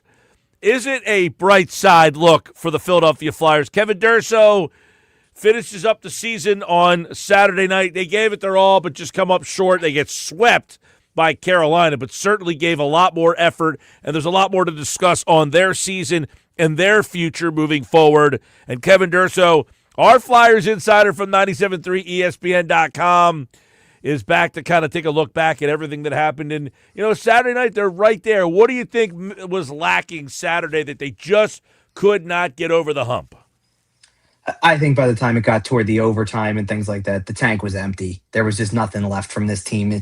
Unlike the overtime in game 2, where it looked like the Flyers were more in control, this was one where Carolina was fully in control, could sense that next goal was going to be everything. I give the Flyers credit for making it yet another competitive game. It was certainly by the scoreboard. If you just factor in what at the end of the day, what the box score says, goals for one team versus goals for another team was, it was a more competitive series than the 4-game sweep indicated. But by all other accounts, this was fairly lopsided. The Flyers are just not on that level yet. And by the time they got into a series with Carolina, and the tank was mostly empty from that Pittsburgh series, this is what you get. So, obviously, they don't get a win in the series. You get swept, and some people say, wow, you got swept. But, obviously, a lot of people thought you'd be in the situation. And quite frankly, I thought about this too, and I'm sure others have as well. The fact that the NHL does this wonky playoff system, reality, you would have probably been an 8 seed or a 7 seed and may have played Carolina, or you would have played Carolina or somebody else in the first round. You might not have got out of the first round if they did a traditional type of playoff thing. That said, them to make the playoffs, win a round, get here, you've been around this team long enough to say this season is a monumental success. Absolutely. It's a huge step forward, especially with just considering where they were even just a month before the regular season ended. This was not expected with where they were. We were talking right before the trade deadline about another wasted season, and this is far from it when you get into the playoffs with the run that they had, win a series, and at least look competitive at times against a team like Carolina. Obviously, you're not going to win. You don't win any games against them. They're moving on to the conference final for, I believe it's the 4th time in the last 5 years. So they're familiar with this territory, and you're the newcomers. And you at least didn't, you didn't go down without swinging. You took your chance at it. You're not there yet, but you know what to expect going forward. All right, so let's talk about a couple of the things that have now emerged since this season is now over. One, obviously, Michkov. That's got to be the number one question and answer. What are we thinking is going to happen there? Yeah, it's tough to say right this second because it ends on the sourest of notes. It ends with him being a healthy scratch in an elimination game that, quite frankly, at the beginning, even at the beginning of Saturday, I don't think we completely saw that coming. It was, who knows what they were going to do going into that with some of the lineup decisions, but and look, he didn't have a great playoff. That's no secret. And obviously the season as a whole was kind of an up and down. It started super slow. He came into camp out of shape. And I know people get tired of hearing about that, but that really sets the tone for the whole thing. He got some catch-up time with the Olympic break, and that made that second half look really good. But it's another level when you get into the playoffs. And now everybody's just got to start this thing over again. This needs to be a complete clean slate going forward. He gets the opportunity to be the player that he thinks he can be and that everybody hopes he can be by doing the work in the offseason, which is really where the most foundational work is done. And hopefully that opens the eyes of everybody else, primarily Rick Tocchet, and allows them to see that the full potential is there and not necessarily feel like they have to try to change his game or do anything outrageous with him. Everybody can move forward the way that it feels like it's supposed to be if he just puts in the work in the offseason and shows up and gives everybody a reason to shut up about it. So that's where it starts. But obviously it's a talking point now. You don't finish the season the way they just did with him sitting out the final game and not have it be a talking point. And until there's a resolution, whether that's the way things look at training camp or something else potentially, if we find out more as this evolves, that's when obviously there will be a resolution. But for now, the work needs to be done, and that's all that should be the focus at the moment. he gets, it was a healthy scratch the other night. One would say, who does that come from? The coach, front office, they're all in agreement. How do you read why he's a healthy scratch? Yeah, I mean, a lot of people are going to think that this is Take acting alone. I think that there's a little bit more to it than that, especially in a playoff game, especially when you're struggling for offense, especially when there's a certain way you have to play in the playoffs. It kind of seems like it's a collective effort here that goes into it. I don't think Rick Tocchet looked at Jet Lachenko coming in and said, that's the guy I think I want to throw in there just because of speed and things like that. Like, I think Danny Briere has a hand in that as well, to say that he's here now. Because do you think there has been a butting of heads on him between front office and coach? That's a good question. I don't know about that as much. Obviously there's a butting of heads between player and coach to some degree. And then the usage, who knows? The question for me would have to be, and I look at the fact that, people look at the playoffs and the fact that he sat out 2 games out of 10 in the playoffs and think that it was a short leash. I don't believe that. He played 81 out of 82 games in the regular season. The only one he missed was actually due to being banged up a little bit. It wasn't due to performance. So I think he got plenty of leash in the regular season. The playoffs were about winning, not about, trying to cater to somebody's development or whatever it is. It does make it a talking point, obviously, but I don't see that this is something where people were in disagreement, about, from the front office to the coaching anyway, we're in disagreement about the way that Michkov played in the playoffs. I think it was plainly obvious to anybody who was watching the games that he was not making an impact. It felt like it was too big for him at times. And some of that has to do with the preparation that you put in throughout the course of the entire season, not just right up against the playoffs. So what are we supposed to make of him then, big picture? Was the expectations too much, the hype too much? Is he not the player that we thought he was supposed to be? What do we make of this? Well, for me, it still comes back to the offseason before. It comes back to that if you don't show up for camp in shape, it's going to set you back for the duration of the season. And while you can maybe get some of that time back, like he used the Olympic break, you get some time back, but the playoffs are a different level of intensity, a different level of skill needed to deliver. And he wasn't ready for it based on the fact that the whole season was this uphill battle of getting back to a level that, sure, maybe down the stretch of the regular season, as you're playing teams that are struggling, as you're playing teams that won't make the playoffs, you can be successful. You play teams like Pittsburgh and Carolina who have made it, have had a year long of success, then it's harder to compensate for that. I think what we make of this situation is that it needs a resolution, and it's going to need the temperature turned down a little bit as you go through the beginning of this, and then really just need to kind of come to a head with the start of next season. For me, it's always been about the start of next season and the clean slate that needs to be there from everybody involved. If he comes into camp in great shape and looks the part of the player he was as a rookie and shows signs of improvement, then I think he can put all this to bed. But if it continues to be an issue, it starts to look like a bunch of different things. Is this a coaching problem that they're not willing to coach him the way that that they do with other players? Is it a player problem that it's an attitude issue? So there's a lot of things that need to be resolved behind closed doors before the start of next season. All right. You think Michkov has value if this Eagles said, we're ready to move on for him? We don't think he fits here.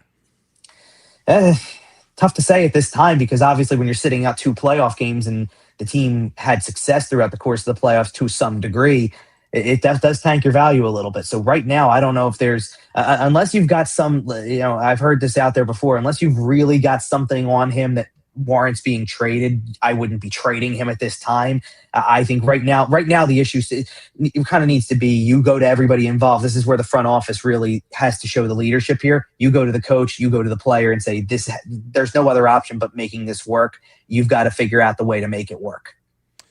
All right, Kevin Durso, let's look at some of the other key things. One, and you can check out his 10 things that he learned from these playoffs over at 97.3ESPN.com.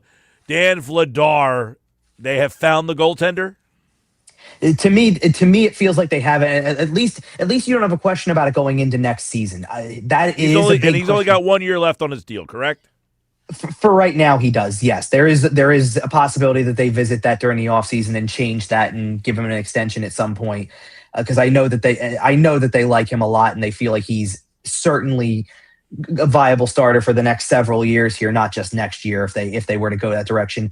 It is still a question to see the carryover effect from one year to the next, but I think if there was an opportunity for him to get run down in different situations and things like that, we would have seen a lot worse from him in the playoffs than we did. And he certainly helped you win the series against Pittsburgh. His last game in particular was outstanding. And he really didn't play poorly in the series against Carolina. I mean, you're talking about a lot of situations where he would have to try to make desperation saves that they didn't want to have him make. And sometimes he came up with huge saves in huge moments that kept things going for you. And other times he's going to get scored on because it's that kind of play. It's a high danger chance. It's expected to be a goal and he's not able to get it. I certainly felt for him on the last one because it hits his glove and goes in, and he didn't show that kind of emotion throughout the season too often, but he couldn't hide it there. That's the end of your season. And it feels like it puts a spotlight on you as a goaltender, even for the type of year he had. He was spectacular throughout. And it's just a shame that the last moment that you have of him is this slow motion play off his glove behind him and in the net. Well, the Flyers scored 2 or fewer goals in 7 straight playoff games. That's the longest single-season streak in franchise history. They didn't get a lot of scoring from their forwards. A lot of the goals in the playoffs came from the defensive men. Is this an active offseason where they can find forwards and some scoring? It remains to be seen based on what's available. It's not from a free agent standpoint. There's not much in the free agent market. So this is where, to me, Danny Briere's job is to be exploring all options. I'm not saying that these are the likely things to happen, but if there's rumors out there that Austin Matthews could be available, you at least contact Toronto and explore it. If Brady Tkachuk is potentially available from Ottawa, you at least explore it. There might be no merit to those rumors whatsoever, that they're not really as available as the perception seems to be. But you have a duty as a general manager in this league for a now playoff team to explore all of those options, to acquire higher end talent that not only improves your forward group, but improves your power play, guys who can help on the power play as well. So you have to go and look at all of those options. And that's really where the improvement is going to lie. It's an interesting offseason because it doesn't follow, I guess, the traditional type of path that you would expect, where it's a little less focused on the draft and more focused on free agency. It's going to have to be done in more creative ways. And that's the tough task that Briere faces. Right. So, they have kind of stayed, the course. They've held pat. Are they active this offseason? I think they have to be. I think that now, for everything the front office has talked about since taking over this current regime was part of the new era of Orange and everything like that, Keith Jones would say it, Danny Briere would say it, whenever they made the playoffs, whenever that came to be. And I don't know if everybody was expecting it to be this, the second or third year that those guys were fully in charge, but, still, that's now they've made it. The expectation was that you're not the team that's out again the following year, that it becomes a one again, on again, off again thing, or a one-off. They want this to be consistent, and they want to continue to grow it so that they eventually are ranking with the Carolinas of the world. So you have a duty as the front office of this team to look for ways to get better and figure out the weaknesses and take all the information that was gathered from an additional 10 games that maybe you didn't have on your radar that are certainly valuable experience and build on it. So I would expect it to be certainly somewhat active. They're going to have certain activities going to be easy to handle. They're going to look to extend Trevor Zegras. They're going to look to extend Jamie Drysdale. Those are their 2 biggest pending restricted free agents. And that's pretty much formalities at this point. It's just about getting the numbers down. But the rest of it, to try to improve a power play, to try to maybe get more high-end talent, and that's where the creativity has to come in. And you have to operate with the expectation of getting to the playoffs was great this year. It was gravy to even get there. But now the expectation is going to be the following year that you make the playoffs. And in order to do that, you have to keep improving your team. Yeah, we're talking with Kevin Durso, our Flyers insider. Flyers obviously out now. What's next for them? Porter Martin was not here last year. So he will be here for a full season. Any other younger guys that you think will be here to start the season and get that full season? Yeah, Denver Barkey and Alex Bump are 2 that stand out in my mind that are going to certainly get a good long look in training camp to be regulars from the jump. I think Barkey's kind of already established himself a lot more. He played more than half of the season in the regular season, so it wasn't like he was one of these late season call-ups that kind of established himself then. I think it's telling that Oliver Bonk got into the final game against Carolina. That says he's pretty high on their list for guys they're looking at on the back end, on the blue line, to be younger players there and maybe just be with the team from day one and be part of this thing for the full season. So you got a few guys like that I think can factor in. And Martone's obviously the headliner of that group because he's going to play. Certainly, he already played a significant role when he got here, and he's going to play a significant role next season as well. All right, Kevin, obviously, you look at the older guys on this team, the Konechny's, Sean Couturier, some of the veteran players that have been around. Which of those guys are candidates you think to possibly be dealt? Well, I think I don't know about dealt, but I think I would have said there was some serious consideration about Sean Couturier maybe being a buyout candidate halfway through this season. And I think his playoff completely turned that around because it feels like you found a more suitable role for him than putting him higher up in the lineup and expecting big numbers. He seems like he's carved out an identity for himself as a fourth line level kind of guy and a leader.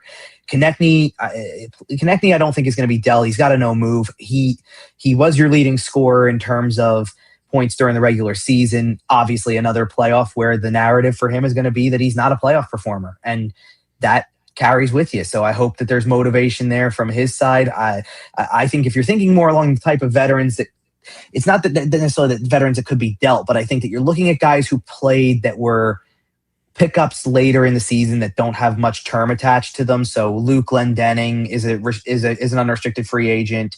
Carl Grundstrom's an unrestricted free agent. I don't know that those guys are coming back.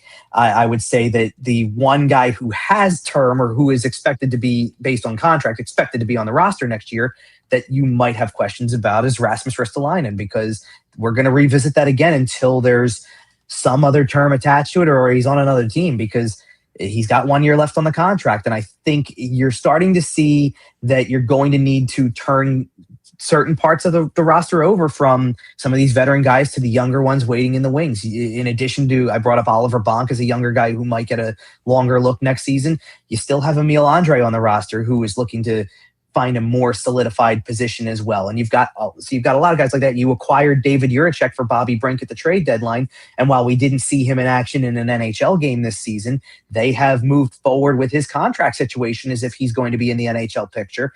So you're starting to create a logjam at the defensive position. So I would just continue to keep Ristolainen in mind that if they get something that sounds interesting to them going forward and maybe helps the situation at another position of need, don't be surprised. All right, interesting stuff. Let me, I don't know if you've thought about it yet, but is there a free agent or a move that you are kind of, would be interested, that would intrigue you?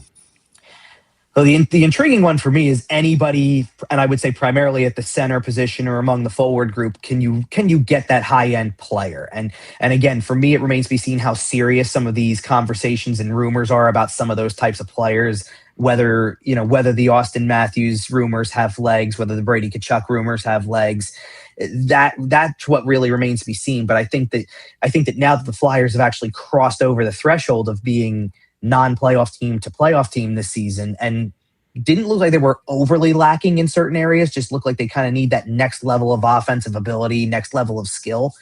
Certain guys like that could be intrigued by the situation as well. And certainly from the next most intriguing move for me is probably at the goaltending position behind Dan Vladar. What do you do behind Dan Vladar? Because with more stability, you probably make the playoffs sooner in that respect as well. Sam Aronson had a great post-Olympic run, but imagine if that happened and lasted through the entire season.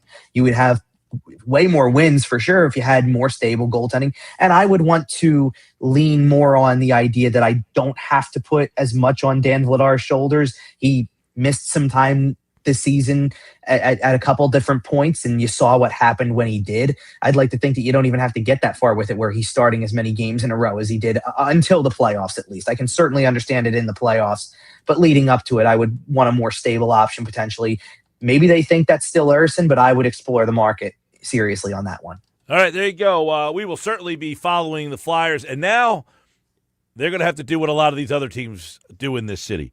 play with expectations from day one. We'll see how they handle that. We'll be all over the offseason. Kevin Durso, another great season, man. Excellent job, and we will certainly be talking to you throughout the offseason. Thanks, Mike. I appreciate it. Kevin_Durso for all the Flyers. And, of course, you can listen to Flyers hockey right here on 97.3 ESPN. We'll wrap up today's show coming up next.